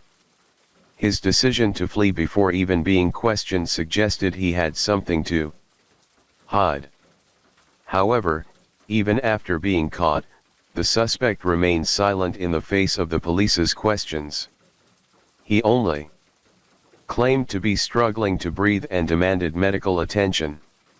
When a doctor arrived to examine him, they concluded he was perfectly healthy. To identify the suspect, the police took his photograph and fingerprints. The results revealed he was Nathaniel Rowland, 24 years old. Meanwhile, another team of officers conducted a preliminary search of the car. They discovered a quantity of illegal substances, a rose gold iPhone, visible blood stains on the back seat, and cleaning agents like bleach. It was highly likely that this car was the crime scene. Investigators swiftly arrived to collect evidence from the vehicle as well as from Nathaniel's body and clothing. Realizing he couldn't conceal the blood in the car, Nathaniel concocted a far-fetched story. He claimed that on March 28, he attended a family gathering, drank too much, and stayed overnight at a hotel. The next morning, when he returned to his car, he found it covered in blood. He then bought cleaning agents to scrub it down. Nathaniel insisted someone else had borrowed his car, and he had no idea what had happened. He spoke fluently. But when the police pressed him on who had borrowed the car and who attended the gathering, he clammed up, refusing to answer, citing privacy concerns. His statement was clearly a poorly staged act. The police continued their thorough search of the car and uncovered even more damning evidence. First, the back seat had the child safety lock engaged, preventing anyone in the rear from opening the doors from the inside. Second, there was a footprint on the window as if someone had tried to kick the glass out but failed. Third, inside the car, they found a shopping list that included items like duct tape, gloves, gasoline, and a phone, suggesting a plan to dispose of evidence. Additionally, the police discovered an eviction notice for a woman named Maria. On March 26, Nathaniel had submitted a bail application on her behalf.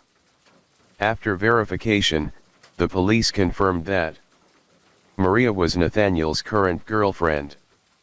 Meanwhile, despite the car having been cleaned, the police used luminol and discovered that the back seat was almost entirely saturated with blood.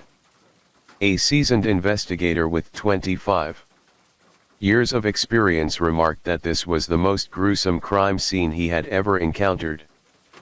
Particularly striking was the fact that the blood in Samantha's body had been almost completely drained, a detail that perfectly matched the volume of blood found in the car. DNA analysis confirmed that the blood stains in the vehicle belonged to Samantha. Additionally, the shoe print on the rear window matched Samantha's shoes, and the rose gold iPhone found in the car was hers. The forensic team also examined Nathaniel's fingernails and discovered traces of Samantha's DNA. Notably, the location where Samantha's body was found was just under 2 miles from Nathaniel's home, a remote area he knew intimately. This likely explains why Nathaniel chose to dispose of the victim there. Based on this circumstantial evidence, the prosecution charged Nathaniel with first-degree murder and kidnapping. Samantha's family argued that Nathaniel's actions were so brutal and posed such an unpredictable threat to society that they urged the court to deny him bail. The judge agreed, rejecting his request for release. Nathaniel Rowland was born in 1994 in South Carolina. Little is known about his childhood except that he was a rebellious child. During high school, he served as the captain of his school's basketball team and was well liked by his coach. As an adult, Nathaniel frequently drove around the 5 Points area, often seeking to meet unfamiliar women. Without a stable job, he lived a reckless lifestyle and was regularly involved in illegal activities. In October 2018, 2 men in Colombia abducted a woman and robbed her home. Hours after the incident, police found Nathaniel in possession of the stolen items, indicating his direct or indirect involvement in the kidnapping. That case was still under investigation when, shockingly, Samantha's murder occurred. This pattern revealed Nathaniel to be a dangerous repeat offender. Yet, despite the mounting accusations from the police, Nathaniel steadfastly denied the charges, insisting he was innocent and had been wrongfully arrested. With no confession, the prosecution had no choice but to meticulously piece together all the circumstantial evidence to construct a complete picture of the crime. On July 20, 2021, Nathaniel's trial officially began. The prosecution called a total of 31 witnesses, with the most pivotal testimony coming from Nathaniel's girlfriend, Maria. In fact, when the police approached her, Maria expressed a willingness to cooperate fully, determined to share everything she knew without holding back. Maria revealed that she and Nathaniel had known each other for a long time, but had only recently started dating. Nathaniel owned a black Chevrolet and often lingered around the 5 Points area. On the evening of March 28, Nathaniel didn't come home. Maria texted him to ask where he was, but he didn't respond. It wasn't until around 7 a.m. on the 29th that she spotted his car parked nearby. In a rush to get to work, Maria didn't have time to confront him. She simply got into the car and asked him to drive her to her job. On the way, Maria noticed the back seat was covered in blood stains. When she asked Nathaniel what had happened, he snapped at her, telling her to mind her own business. She also spotted a rose gold iPhone in the car, clearly belonging to a woman. When she questioned him about the phone's origins, Nathaniel claimed he had found it and planned to wipe its data before giving it to her. However, Maria, not being a fan of iPhones, declined the offer. Later that afternoon, when she returned from work, Maria noticed that the clothes Nathaniel had changed out of were also stained with blood. He had brought a large quantity of cleaning agents and bleach, meticulously scrubbing the car. Alarmed by her boyfriend's strange behavior, Maria pressed him for answers, but Nathaniel grew furious and pushed her away. Still, she managed to catch a glimpse of a double-blade knife covered in blood inside the car. Later, when she saw news reports about Samantha's case, Maria was horrified, but too afraid to contact the police. She lived in fear until the authorities reached out to her, at which point she felt a sense of relief and was ready to reveal everything. Based on Maria's testimony, the police searched the area around her home and discovered a double-blade knife in a nearby trash bin. Forensic analysis confirmed that the knife's unique structure perfectly matched the wounds on the victim's body. Traces of blood on the blade were also identified as Samantha's, solidifying its role as the murder weapon. In the same trash bin, the police found blood-soaked clothing belonging to Nathaniel, along with bed sheets, towels, and gloves, all drenched in Samantha's blood. These findings became critical evidence in the case against Nathaniel. Additionally, the police gathered further supporting evidence. Phone location data revealed that in the early hours of March 29, both Nathaniel's and Samantha's phone signals left Columbia together, traveling along Highway 378 before stopping in Nuzian's body was found. At 5:43 a.m. on March 29, someone attempted to withdraw money from Samantha's Wells Fargo bank account 9 times. Surveillance footage from the ATM captured a man, his face concealed, trying to complete the transaction. He repeatedly entered incorrect PINs before giving up and leaving the scene. A witness also observed this incident. Based on the timing, it was determined that Samantha had already been killed by this point. Although the man's face wasn't clearly visible, his build and height strongly indicated that it was Nathaniel. Around 11 a.m. on March 29, Nathaniel visited a second-hand store and attempted to sell Samantha's iPhone. When the employee unlocked the phone, they noticed the lock screen displayed a photo of a woman.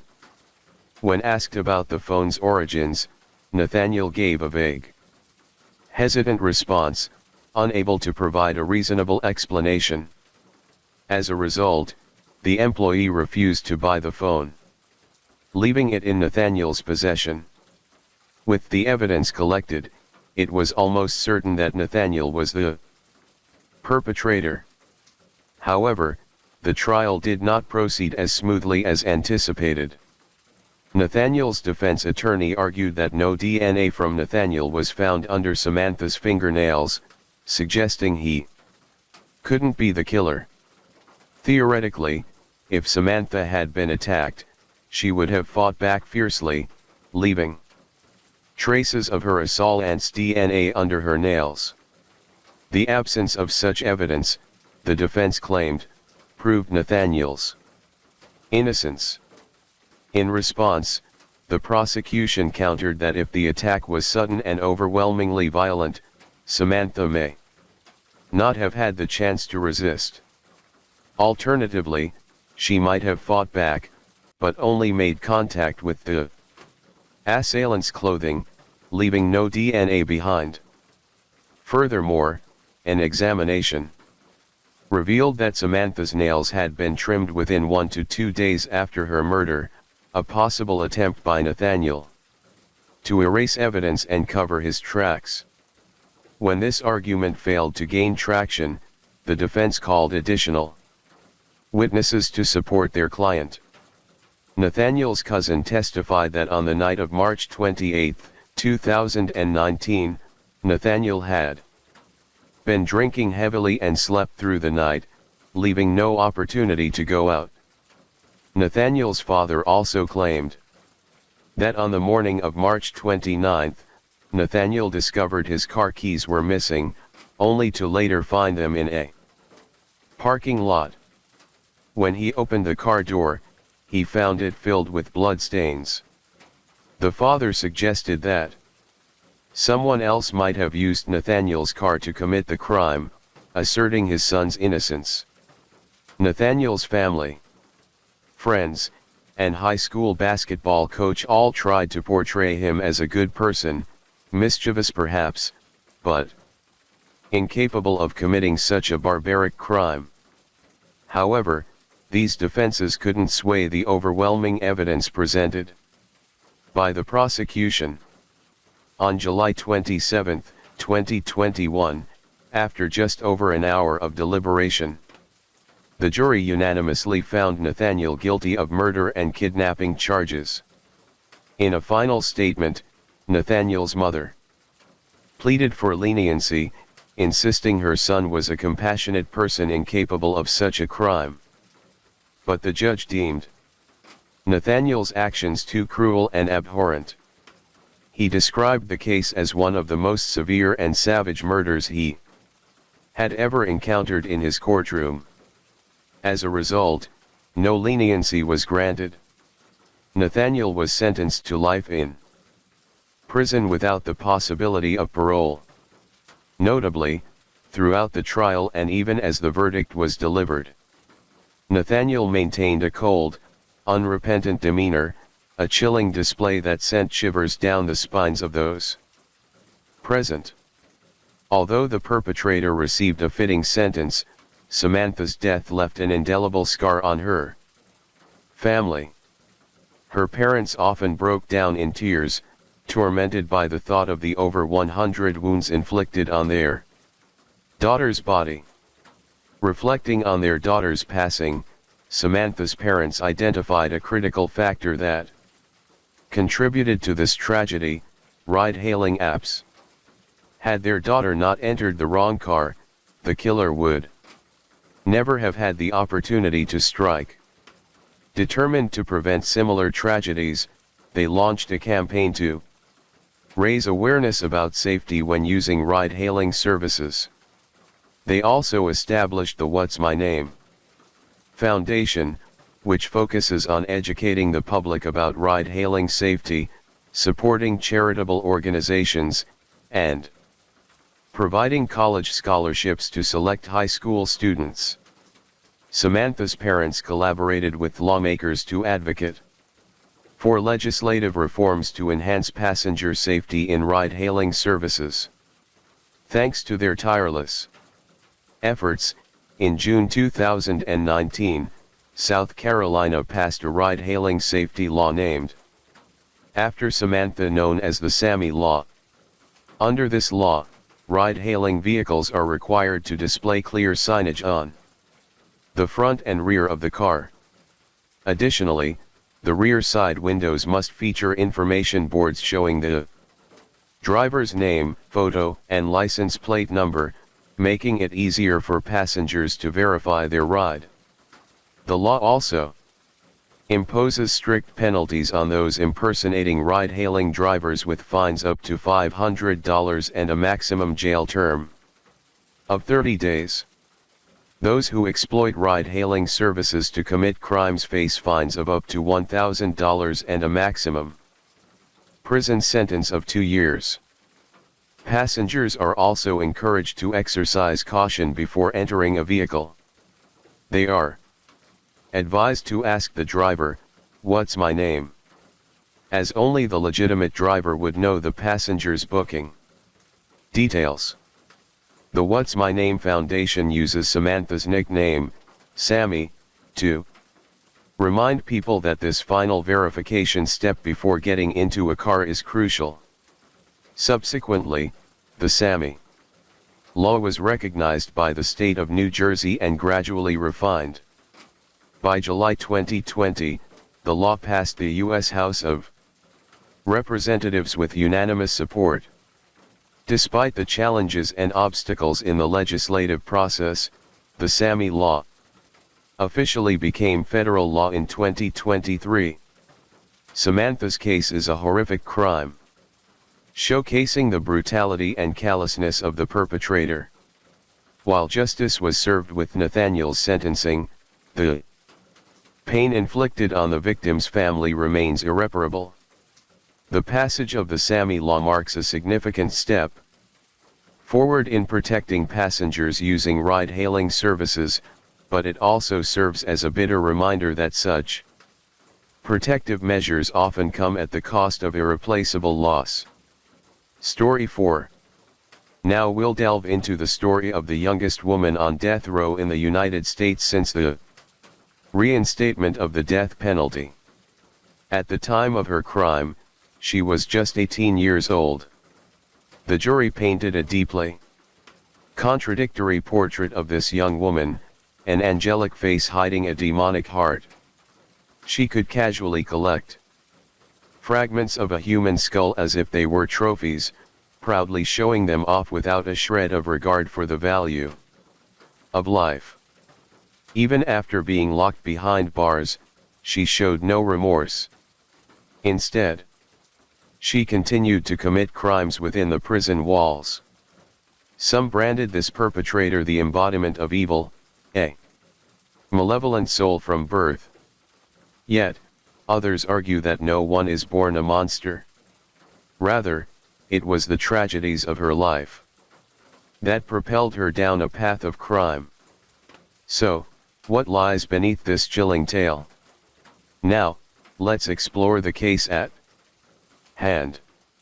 Around 7 a.m. on January 13, 1995, at the University of Tennessee campus in Knoxville, a city in eastern Tennessee, USA, a janitor named Alan began his routine task of collecting trash across various areas of the campus is quite expansive. So, each worker is assigned a specific area to clean. That day, Alan was tasked with tidying up Tyson Park, a small wooded area near the university, home to an abandoned steam plant that had been deserted for years. When he learned of his assigned area, Alan felt a stroke of luck. The spot he was asked to clean was remote with little foot traffic, meaning he wouldn't have to exert much effort. Whistling as he strolled leisurely, the man ventured deeper into the woods, unaware that in mere moments he would witness a horrifying scene that would haunt him for the rest of his life. As he passed by the abandoned steam plant, Alan suddenly noticed streaks of red staining the ground. They formed a faint trail leading straight into the nearby underbrush. A sense of unease welled up inside him, but curiosity urged him forward. Taking a deep breath, he slowly parted the grass to get a better look. And in that instant, his heart felt as though it might leap out of his chest. Before him lay a body that was no longer intact. At first, Alan thought it might be the remains of an animal torn apart by a predator, but upon closer inspection, he shuddered as he realized it was human.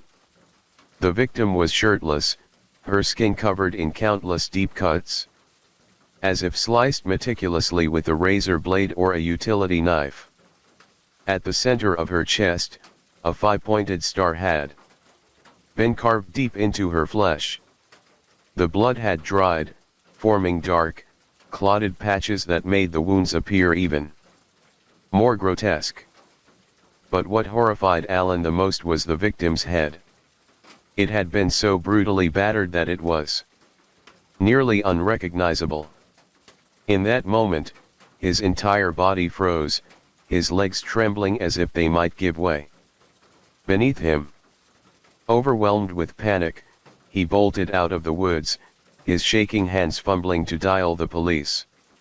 Less than an hour later, the Knoxville City Police along with the university's security team arrived at the scene. Even for seasoned investigators who had witnessed countless murders, the sight of this victim left them stunned. A Preliminary examination revealed that the victim had been attacked with extreme savagery. The cuts on her body were likely inflicted by a sharp object, such as a razor or utility knife.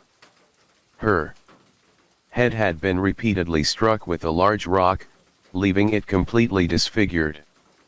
No one could fathom the excruciating pain the young woman must have endured before her death.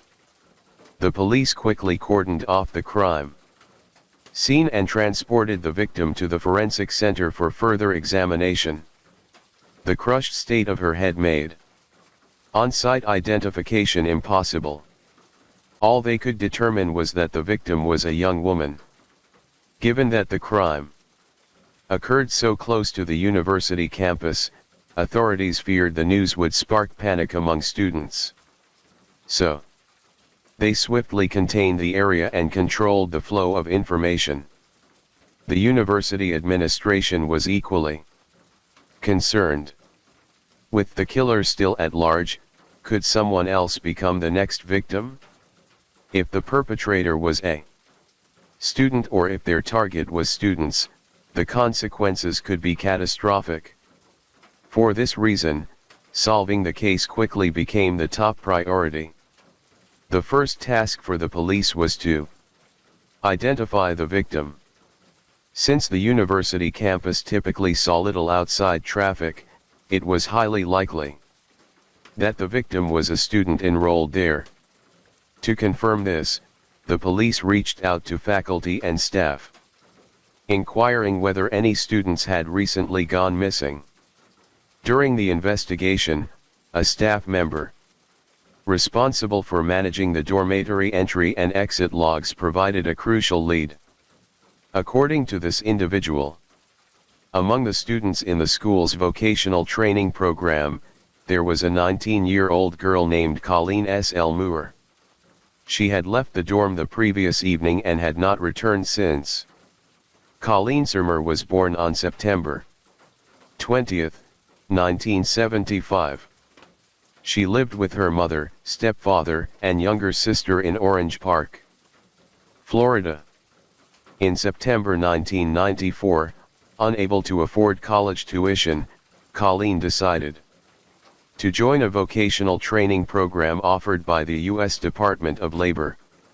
This program supported young people aged 16 to 24, providing free education and job training with some facilities even offering housing. Through this opportunity, Colleen was able to study computer science, a field she was deeply passionate about.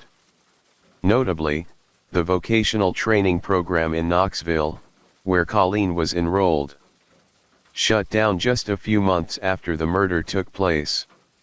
Upon receiving this information about Colleen, the police immediately checked the dormitory entry and exit logs for the evening of January 12. The results revealed a striking anomaly. According to the records, Colleen had left the dorm with 3 other individuals, Krista, Tatel, and Shadala. The 4 of them departed together at 8 p.m. By 10:15 p.m., the other 3 had returned, but Colleen had not. Where could a young woman like Colleen have gone at that hour? The more the police thought about it, the more they sensed something was terribly wrong. They decided to the 3 individuals who had been with Colleen that evening for questioning. However, before they could track them down, another significant lead emerged. A university security guard brought the police a leather jacket, explaining that it belonged to Krista, one of the 3 people who had been with Colleen the previous night. Krista had left the jacket behind and concerned it might be related to the case. The guard promptly turned it over to the authorities. When the police searched the jacket's pockets, what they found inside left them stunned. Wrapped in a tissue was a bone fragment, still stained with blood that hadn't fully dried. The forensic experts present immediately recognized Something alarming. Based on their experience, they determined that the fragment closely resembled a piece of human skull tissue.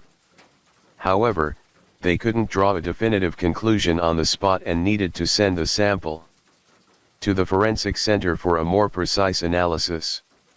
Meanwhile, another female student from the vocational training program approached the police with a critical piece of information. That morning during class, Krista had suddenly pointed to the brown stains on her shoes and with a smug grin declared.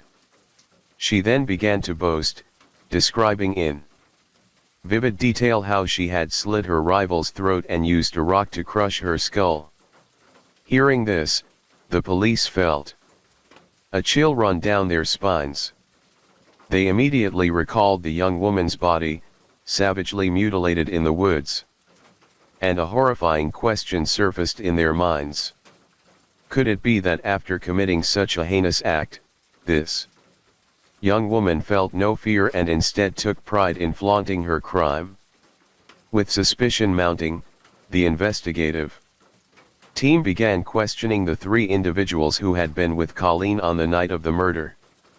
Krista and Shadala started to recount the details of what had happened.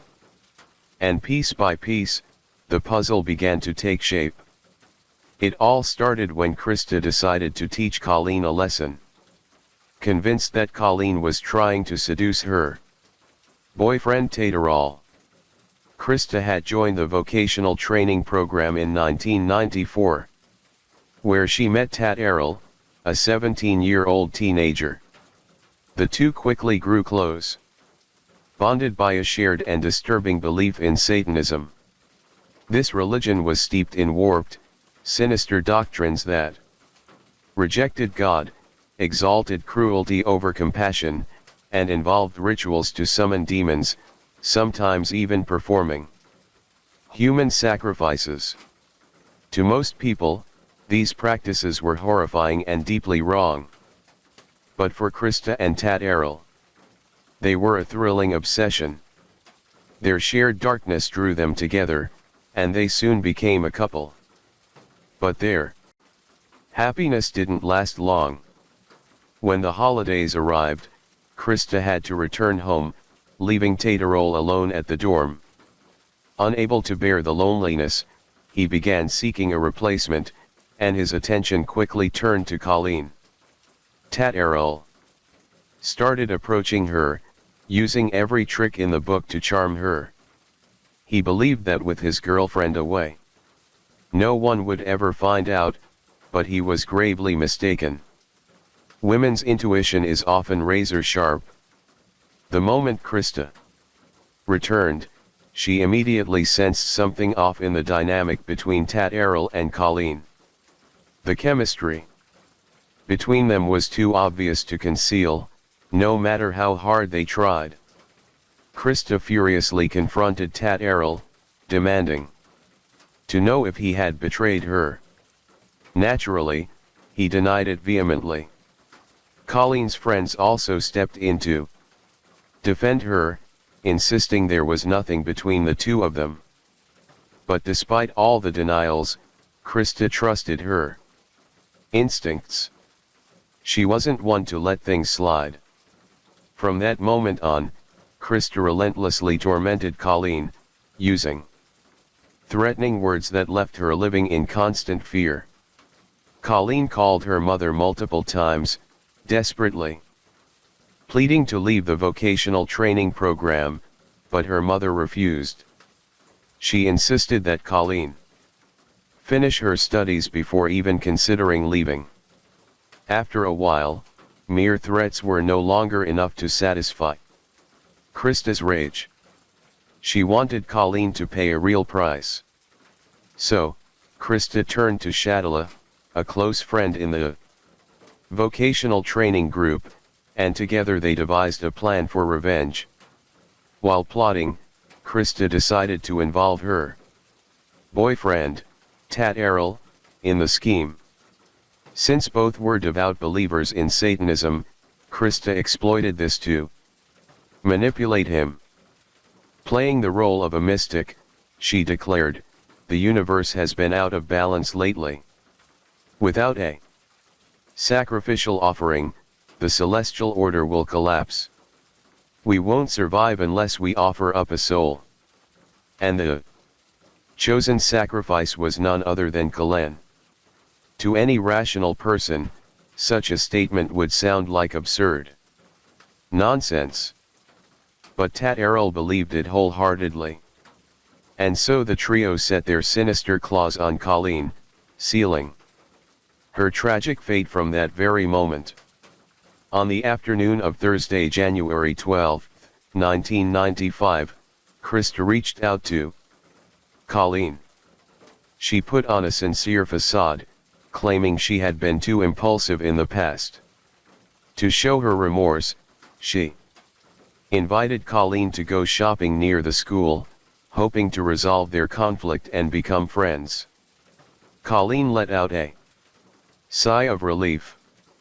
After all, Krista's constant harassment had left her incredibly stressed. Now, seeing the other girl take the initiative to make peace, Colleen happily agreed.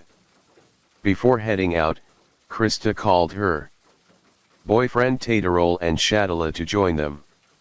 She said, "The more the merrier," and so around 8 p.m., the four of them left the together. On the way, Krista mentioned Tyson Park nearby. She explained that she, Tat Errol, and Shadala often went there to smoke marijuana. Then she suggested, "Today we're putting our misunderstandings behind us. Why don't we head over there, share a joint, and celebrate?" The invitation immediately swayed Colleen. After all, Tyson Park was close to the school, just a short walk away. Plus, they were a group of four. Surely, there was no danger. Without a hint of suspicion, she cheerfully accepted. But could Christ really forgive so easily? The answer was a resounding no. As soon as they left the dormitory, she had already hidden a utility knife and a butcher knife on her person. Throughout the walk, Krista was merely suppressing her emotions. Like a predator lurking in the bushes, she waited for her prey to fall into the trap. It wasn't until the group ventured deep into the woods, far from any crowded areas, that she revealed her true nature. Moments before, she had been laughing and chatting cheerfully. But in an instant, Krista spun around, facing Colleen with an icy glare. "Why did you try to seduce my boyfriend?" she demanded, leaving Colleen stunned and utterly confused. Colleen quickly reacted, shaking her head in denial and insisting there was nothing between her and Tat Errol. But her explanation didn't calm Krista. It only fueled her fury further. Rage erupting, Krista grabbed Colleen by the hair, yanked her down to her knee, and began attacking her in a frenzy. Colleen collapsed to the ground.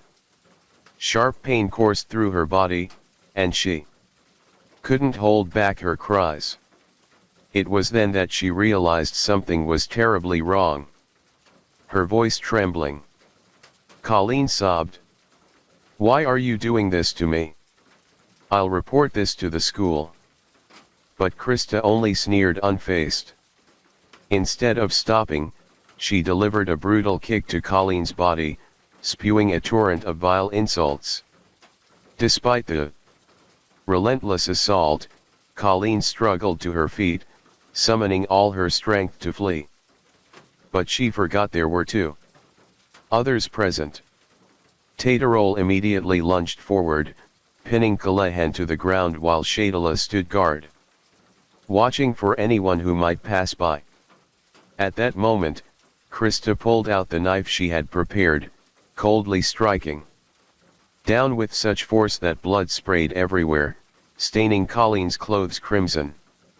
Yet, she didn't stop there. With a sadistic gleam in her eyes, Krista continued to slash at her repeatedly. By now, Colleen could sense the true murderous intent. Overwhelmed with terror, she began to sob and beg. "Please spare me. I'll leave right away. I swear I'll never come back, and I won't tell anyone about this." But her pleas didn't soften Krista. They only heightened her excitement. Krista attacked Colleen with unhinged ferocity. The young woman's screams of agony echoed through the night, but no one was around to hear them.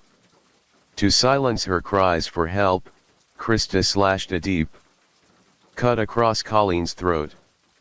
Because the angle wasn't precise, she had to slice multiple times. Her survival instinct gave Colleen one final burst of strength. Clutching her throat, she broke free from Tatarol's grip and stumbled toward the park. But she didn't get far before a large rock came hurtling through the air, striking the back of her head with brutal force. This time, Colleen didn't even have the chance to scream. Her body crumpled to the cold ground. She no longer had the strength to fight back. All she could do was silently pray for survival, but Krista had no intention of stopping.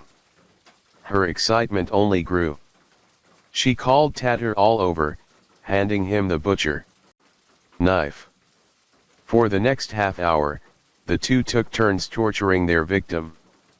Hundreds of cuts were carved into Colleen's body, blood pouring in streams, soaking the ground beneath her. When Krista finally grew bored, she decided to end the torment. She carved a 5-pointed star into Colleen's chest, then lifted a large rock and brought it down on her head with force. Once, twice, over and over, until Colleen's face was completely unrecognizable.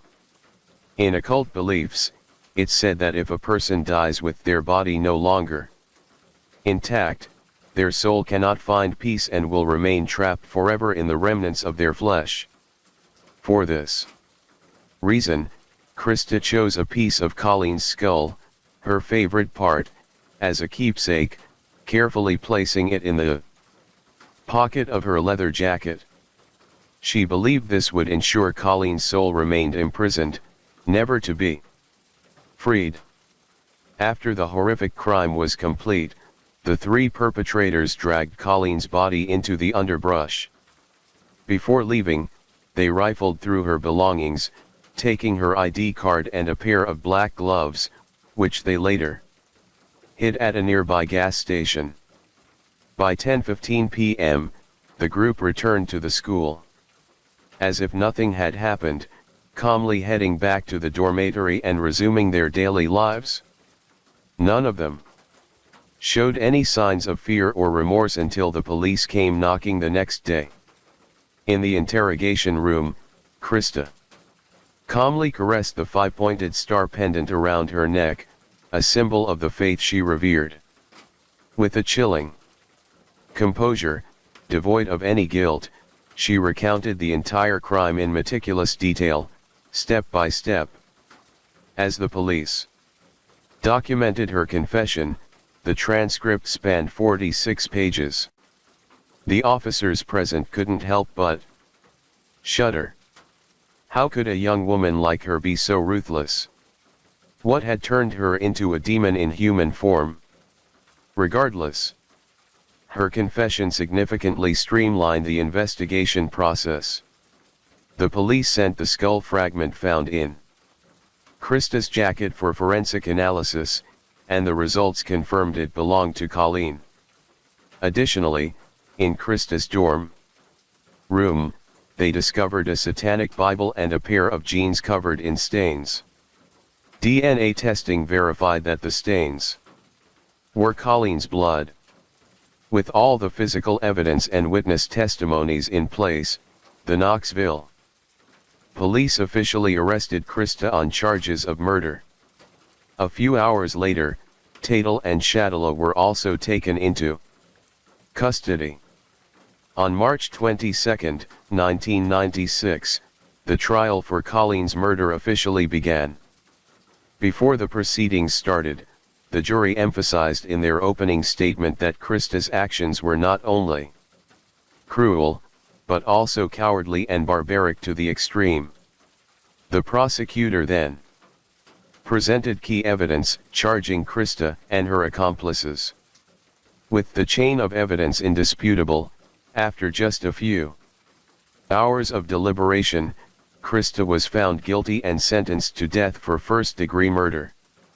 At the time, Tennessee still used the electric chair for executions. This made Krista the youngest woman on death row since the U.S. reinstated the death penalty in 1976. She was only 18 when she committed the crime. The moment she heard the death sentence, Krista seemed to crumble, breaking down in tears with an expression of regret and fear. But no matter how many tears she shed, no one felt any sympathy for her. A cold-blooded killer like her didn't deserve compassion. Meanwhile, the trial for her accomplices was held 3 months later. After the trial, Krista was transferred to Tennessee's highest security women's prison to await execution. During her incarceration, she couldn't restrain herself and wrote a letter to her boyfriend, Tatel. However, the letter was intercepted by a guard and handed over to the prosecutor. Its contents revealed that Krista felt no remorse. She even believed the police should be grateful to her for not letting Colleen suffer any longer. On June 6, 1996, Krista was sentenced to an additional 25 years in prison for conspiracy to commit murder. While this sentence held little significance for someone already on death row, it further underscored the horrific nature of her crimes. As for Tatel, because he was only 17 at the time of the murder, he received a life sentence, but with the possibility of parole in 2028. Shadow, who was an accomplice complicit in covering up the crime, but cooperated fully with the police after her arrest, was sentenced to 460 days in prison and 6 years of probation. One might think the case ended there, but the story was far from over. In 1997, a man named Eric Holler sought to sell exclusive items related to Krista on his website. He reached out to her via letter. Coincidentally, Krista loved to boast about her achievements, and the two quickly hit it off. Soon after, items linked to Krista began appearing on the market. Handwritten letters, strands of her hair, signed photos, and even her underwear were put up for sale. A signed photo of Krista, accompanied by a letter, and a lock of her hair could fetch $135. Other items were quickly listed as sold, nearly selling out. Krista and Eric even planned to get married. Eric's thinking was simple. He believed Krista would eventually be executed. And when that happened, everything she owned would become his property. But he miscalculated. Krista remains alive to this day, while Eric himself is the one running out of time. Recently, his website announced that he had been diagnosed with cancer and the site would cease operations indefinitely. In 1999, a video featuring Krista was released. In it, she said, "Think again."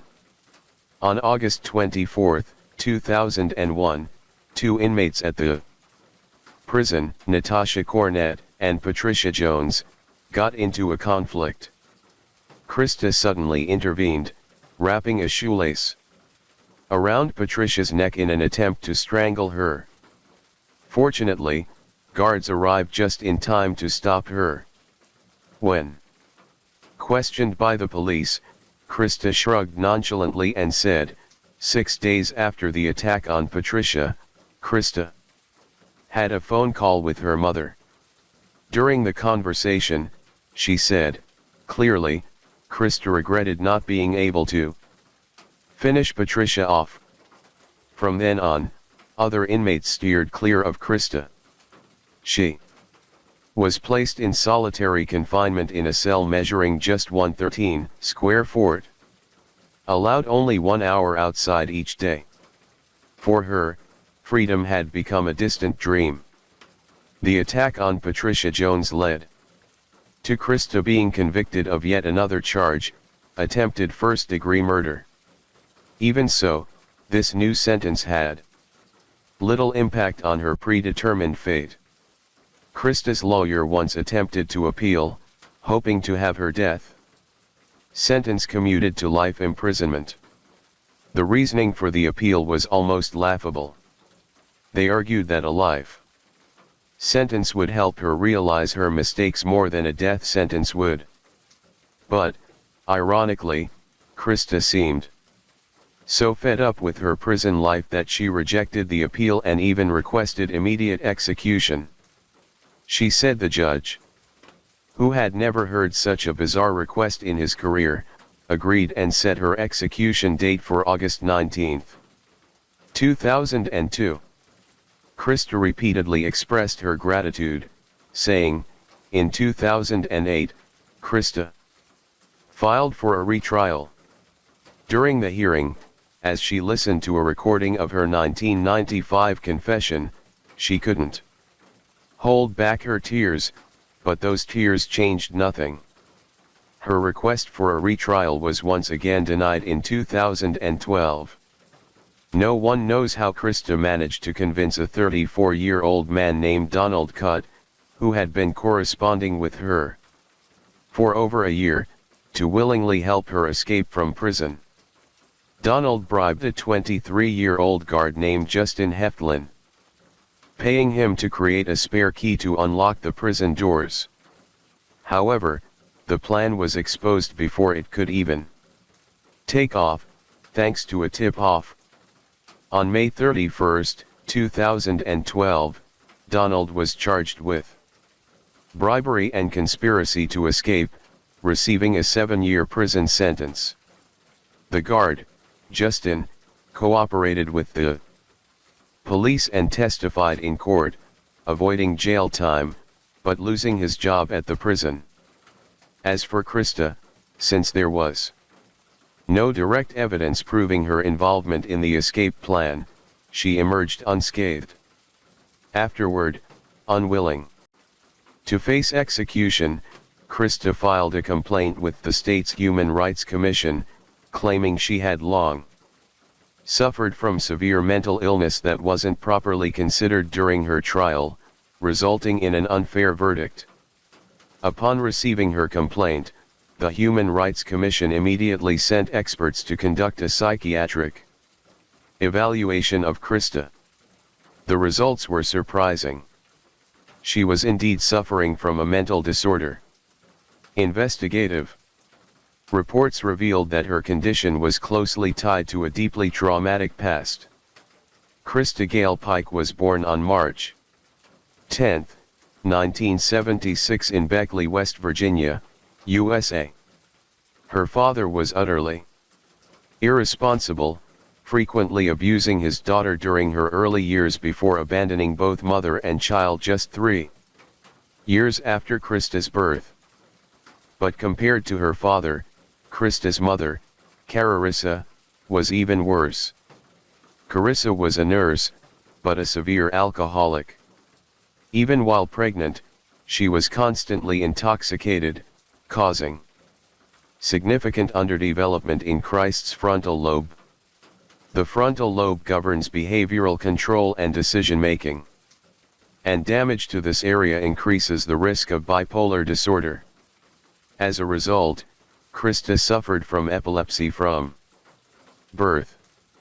After being abandoned by her husband, Carissa fell into depression and attempted self-harm, but failed.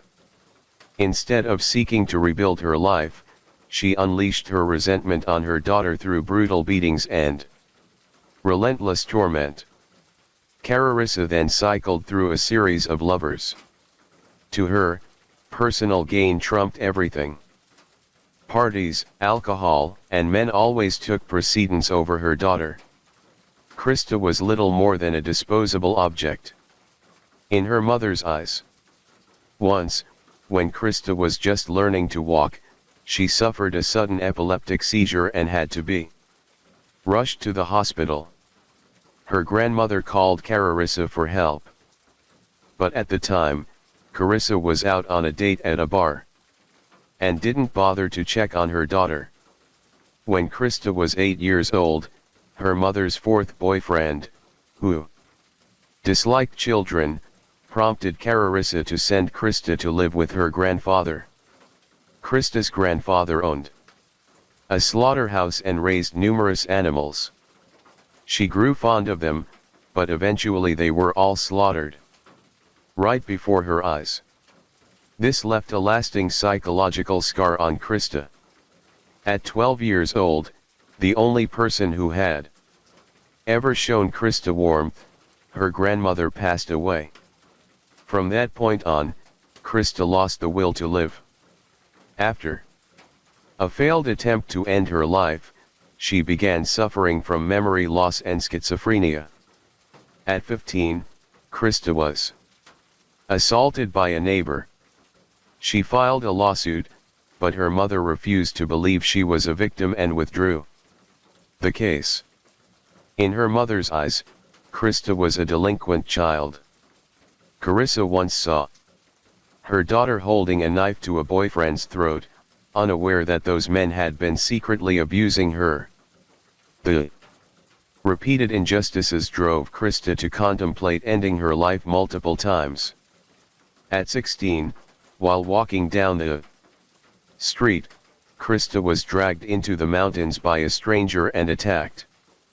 After being taken to the hospital for examination, the results confirmed she had been assaulted. Yet, her mother still refused to pursue legal action. Dismissing the incident is unimportant. From that moment, Krista completely lost all trust and hope in her mother.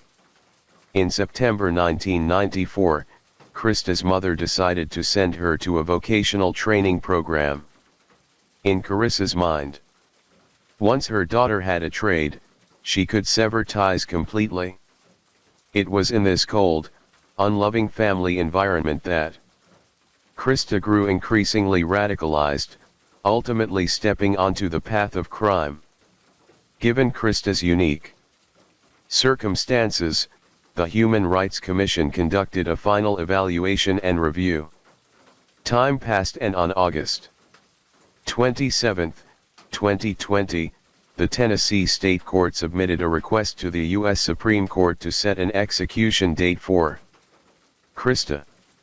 However, due to the impact of the COVID-19 pandemic, the process was delayed.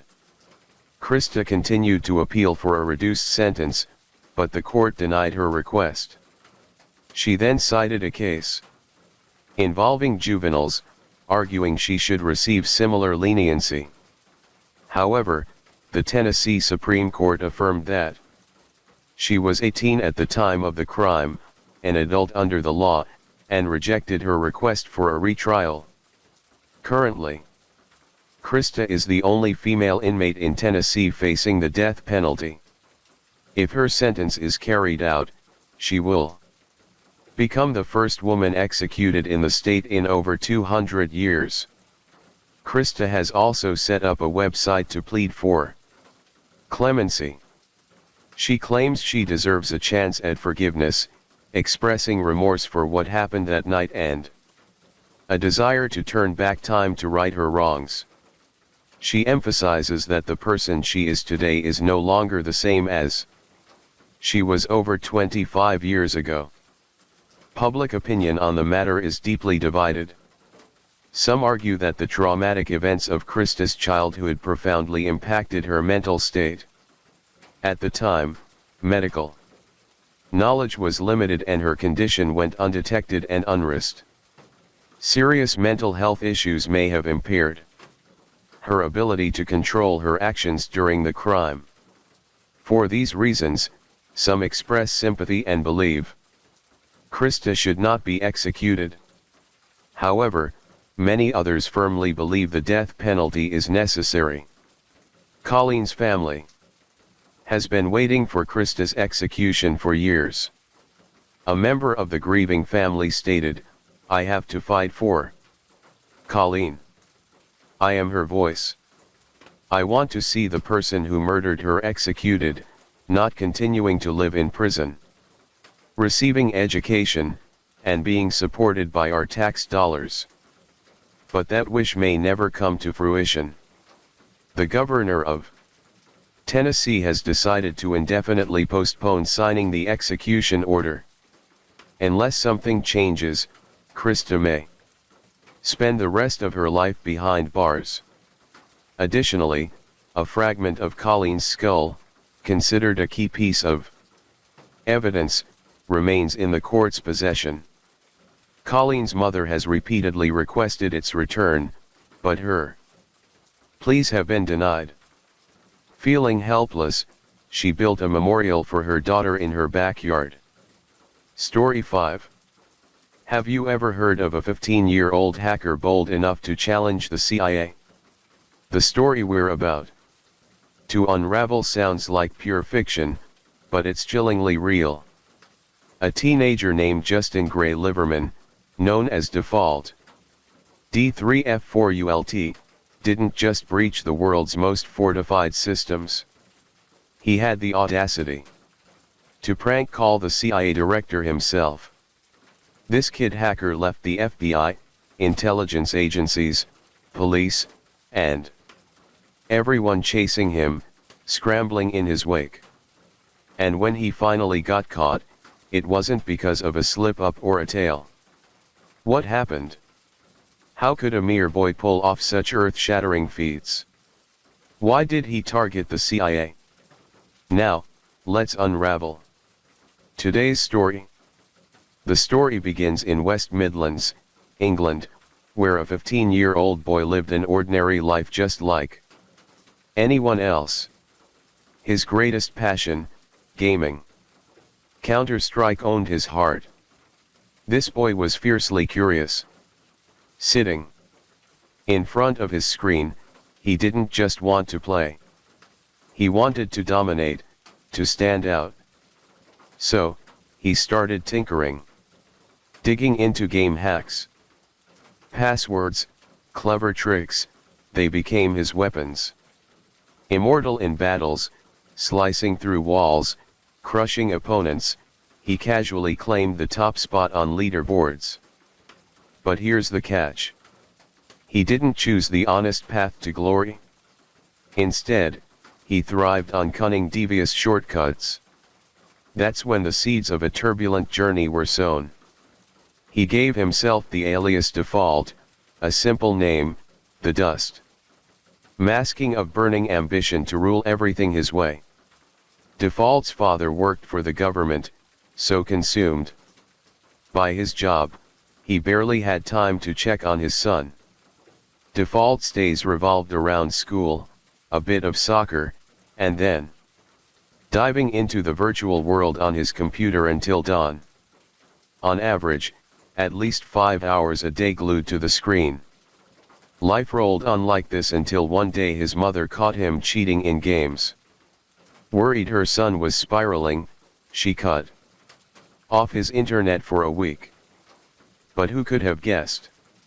With Default's relentless curiosity, it took him just 10 minutes to conquer the neighbor's Wi-Fi and surf for free. Lightning fast. That moment flipped a switch in his head. Default realized he wasn't just good at games. He had a rare gift with computers. A talent for breaking in, for exploring the impossible. Fueled by that burning curiosity and the need for internet, Default dove headfirst into programming and hacking. He wanted total control over his devices like a king wielding life and death power in a digital realm. Those were his first steps into the world of professional hacking. It all began in 2008, a year tech enthusiasts can't forget. The hacker group Anonymous was at its peak, wreaking havoc across the digital world, leaving the globe in awe. For default, Anonymous wasn't just a group, they were idols.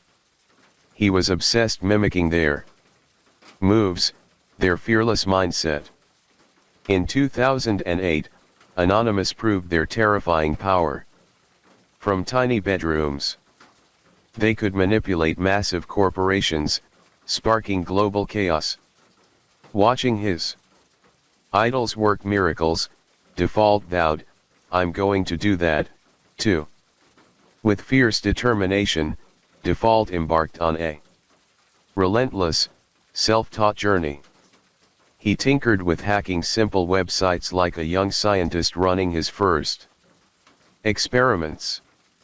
One site, then two, then three, all poorly protected with no firewalls to stop him. He watched tutorials, exploited vulnerabilities, failed, and got back up. Like a whirlwind, in less than a year, he transformed into a full-fledged hacker. What was Default's ultimate goal? To join Anonymous, the hacker group he'd idolized for years. But that path was no walk in the park. In 2008, Anonymous was under intense scrutiny after a string of jaw-dropping attacks. They didn't just let anyone waltz in, especially not when countless others were clamoring to join. As the group grew, their vetting process became ruthless. But Default, he didn't back down. He honed his skills relentlessly, waiting for his shot. If you followed tech in 2008, you'd remember the headlines screaming about Anonymous, those shadowy knights shaking the digital world to its core. And in a quiet corner of West Midlands, a 15-year-old was silently carving his own legend. He couldn't quite touch his dream of joining Anonymous, but Default refused to quit. Instead, he found a new home. Answer: hacker group mirroring Anonymous. Anonsec had a clear mission: target political organizations with botnets. Networks of hijacked computers controlled remotely. Sounds bizarre, right? What's a botnet? Simple.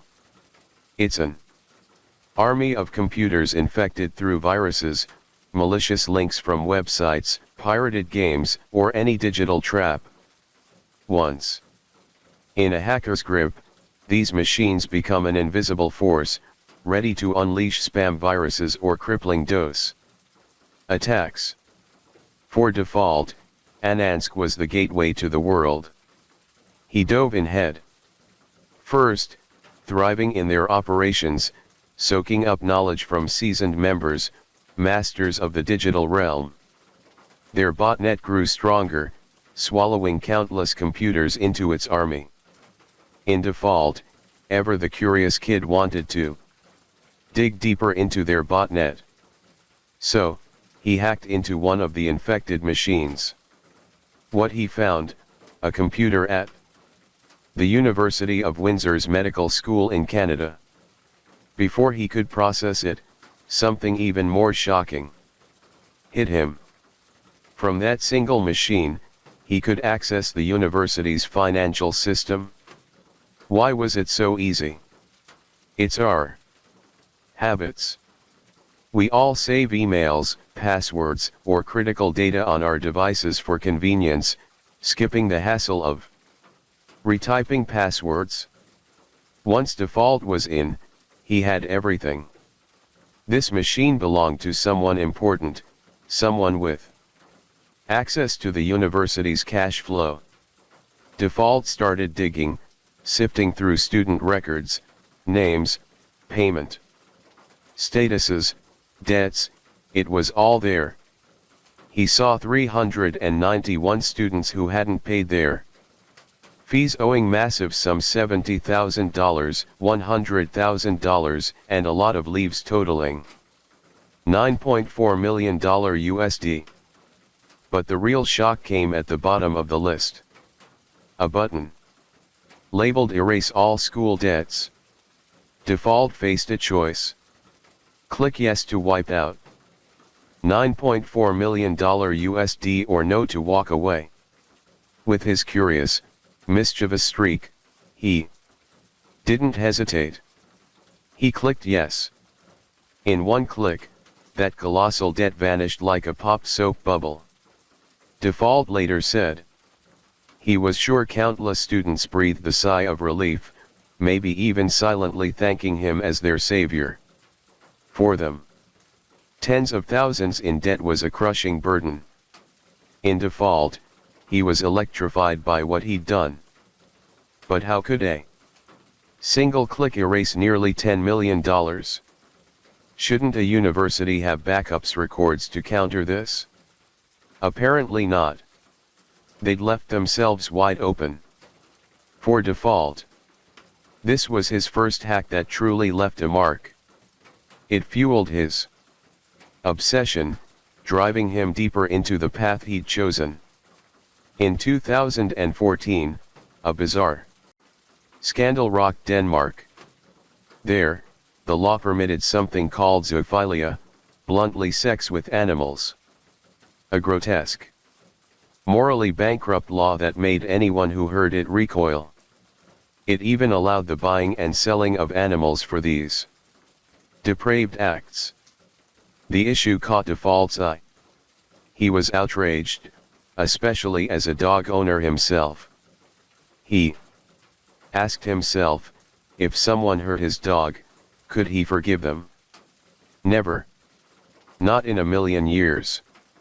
So why would Denmark legalize something so barbaric, so inhumane?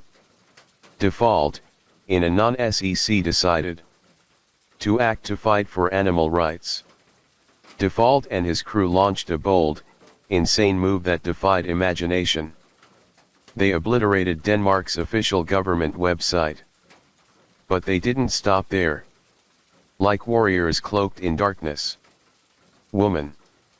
They plastered the internet with questions like, did you know your government allows sick acts with animals? They took down animal trade websites, posting images and articles exposing animal cruelty. The news spread like wildfire, and global outrage erupted, condemning Denmark's government. Overnight, Denmark's image as a peaceful nation morphed into a symbol of inhumanity. Countries worldwide piled on, turning Denmark into a global laughingstock. And who sparked it all? A group of young hackers led by Default. Imagine the sheer power they wielded under crushing public pressure. Denmark's government was forced to ban zoophilia nationwide. Default, in a non-SEC, stood proud of their victory. Default once said his group operated like a pack of bored friends hanging out, spotting injustices and striking back. But to them, every target had to be justified, at least in their eyes. Most of their attacks stemmed from noble intentions, and this hack was their boldest proof. After that victory, Default sharpened his skills like a blacksmith, forging a blade determined to rise to the top of the hacker world. Meanwhile, Default ventured into a new arena: cryptocurrency. He quickly proved he wasn't just a master hacker, but a sharp mind in the crypto game, amassing a fortune. He revealed that by 2011, he owned over 1,000 bitcoins. Sounds simple, right? But today, each bitcoin is worth roughly $98,000. Do the math. 1,000 times $90,000. Default was sitting on $90 million, a staggering sum that could make anyone's head spin. But he didn't touch it. Instead, he encrypted his bitcoins and locked them away in a hard drive like gold sealed in a vault. One crucial detail: Default was meticulous, almost invisible. He never used his home Wi-Fi. Instead, he tapped into satellite internet through a dish receiver. This masked his IP address and location, making him a ghost in the digital world. His computer fortified with encryption so tight, it took 30 to 45 minutes just to boot up. These ironclad defenses made tracking Default a nightmare for anyone trying. He wasn't just a brilliant hacker. He was a phantom slipping through the cracks of the digital realm. In May 2013, a new US law sent shock waves worldwide. It granted the FBI and the US government sweeping powers to surveil anyone on American soil. Like a tidal wave, it sparked fierce backlash. Default was among the outraged. The law shattered his view of the US government. It was as if a veil had been ripped away, exposing their true face. Once protectors in his eyes, now they were just a source of betrayal. So Default and his crew vowed to hit back. He wanted the powerful to feel what it's like to be watched, to be violated. The same frustration ordinary people endured. Default dove and scavenging for classified intelligence secrets the average person could never touch. To amplify his firepower, he teamed up with the notorious hacker group of the time Crackers with Attitude. Led by another 15-year-old Brit Kane Gamble known as Cracker, the group's name was a nod to his alias. Two teens united by a shared hatred of injustice. Both burned with anger over America's heavy-handed meddling in the Middle East. Cracker in particular was passionate about Palestine. Why? He wondered, did the US keep meddling there? So, these like-minded kids decided to teach the American giant a lesson it wouldn't forget. Their first target, James Clapper, a titan in US intelligence. The hack began with Clapper's own rookie mistake, publicly sharing his phone number and home address. For Cracker, it was an open door. He swiftly breached Clapper's email. Back then, knowing someone's email was enough. Click forgot password and the system would send a 4-digit code. Guess it right and the account was yours. The kicker: no limit on tries, unlike today when accounts lock after a few failed attempts. Cracker patiently tested code after code until the email door swung open. Once inside Clapper's email and armed with his home address, Cracker pulled a daring move. He redirected Clapper's phone calls to a Palestinian organization. Every call meant for Clapper went straight to them, free for their use. It was a double-edged strike. It threw Clapper into chaos and sent a blazing message about US policies in the Middle East, especially its support for Israel. Watching Cracker pull this off, Default was in awe. He rushed to Twitter, posting a tribute to his fearless partner. Picture this.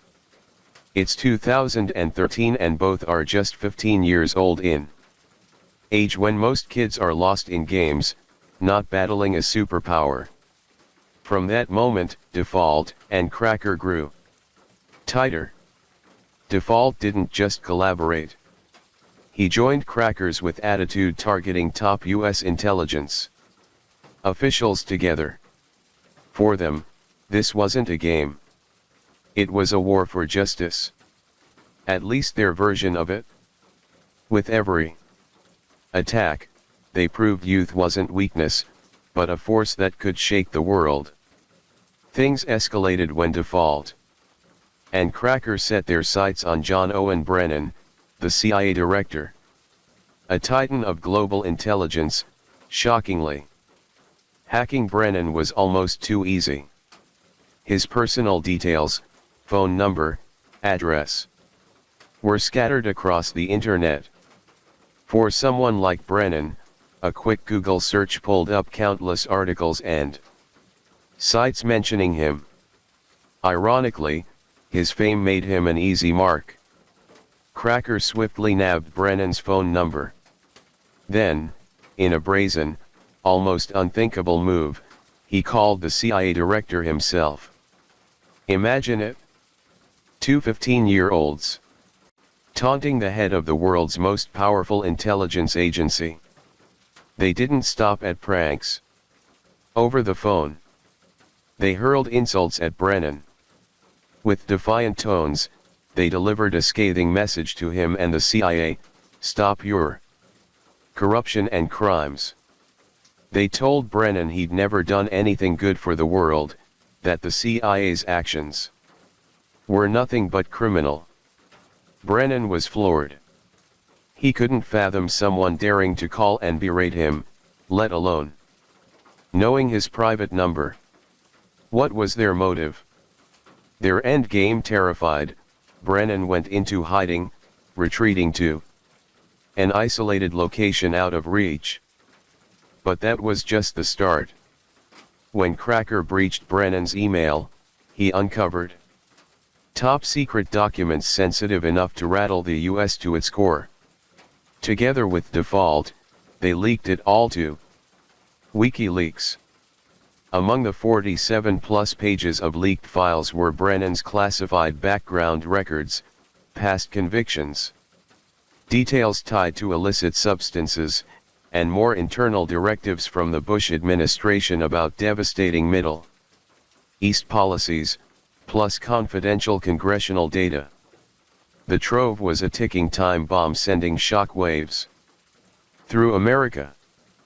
Federal agents and high-ranking officials cowered, too scared to step outside like broken-winged birds before a storm.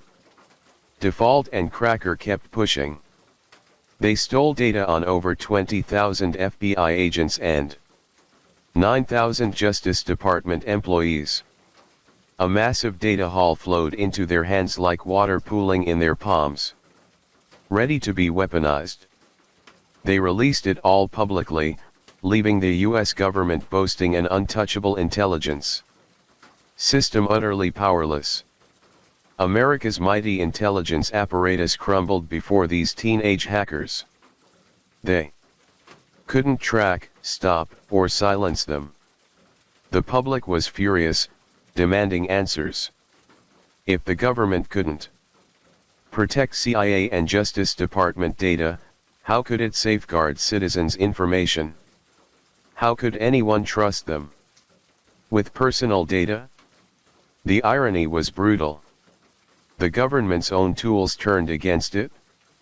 After these earth-shaking events, Default and Cracker knew their actions had sparked global chaos.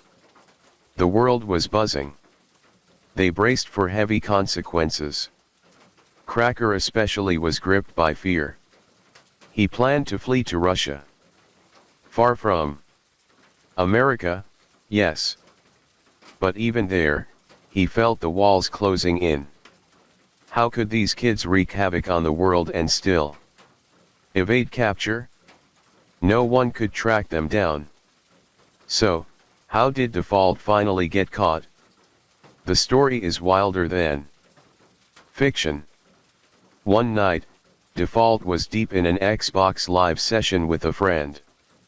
Half drunk, he let slip a bombshell. He was the one who hacked the US intelligence director. He spilled every detail, no filter. In his boozy haze, he forgot who he was talking to. This was Default's fatal mistake. Imagine it. Every intelligence agency stumped. Yet Default confesses to a friend. That friend they called the FBI. And just like that, Default was snared. Default later said he was so drunk, so out of it, he didn't think his friend would believe him. He thought they'd laugh it off as drunken nonsense, not rat him out to the FBI. Soon, the FBI was on his tail. They watched him as he walked home from school. A black car lingered outside his house, but Default didn't suspect a thing. They monitored his online activity, his every keystroke. Then one day, as he powered on his computer, the FBI stormed him. He later said he should have yanked the power cord to lock his encrypted data, leaving the FBI empty-handed. But when agents burst in, guns drawn, panic took over. Default blacked out. The FBI copied everything his hard drive, including the 1,000 bitcoins, a treasure worth 90 million US. As Default was arrested, Cracker was nabbed in the UK. Both had their computers seized. At just 15, they faced leniency, a 5-year sentence, a light punishment for their crimes. It marked the first time anyone under 18 was convicted for cyber attacks. Beyond prison, Default, a US citizen, was fined $145,000. Cracker, a UK citizen, faced similar charges. Now, both have served their time. And so, today's case comes to a close. It's hard to believe teenagers could rattle a global intelligence powerhouse. Default and Cracker embody technology's raw power in its dark side. As the rain gently falls and the night grows deeper, thank you for joining me here at Mr. Nightcared. True crime stories remind us of life's mysteries and the importance of staying aware, even as we seek comfort in the quiet of the night. Let the rain carry you to a peaceful sleep. And until we meet again, stay safe, stay curious, and let the night watch over you.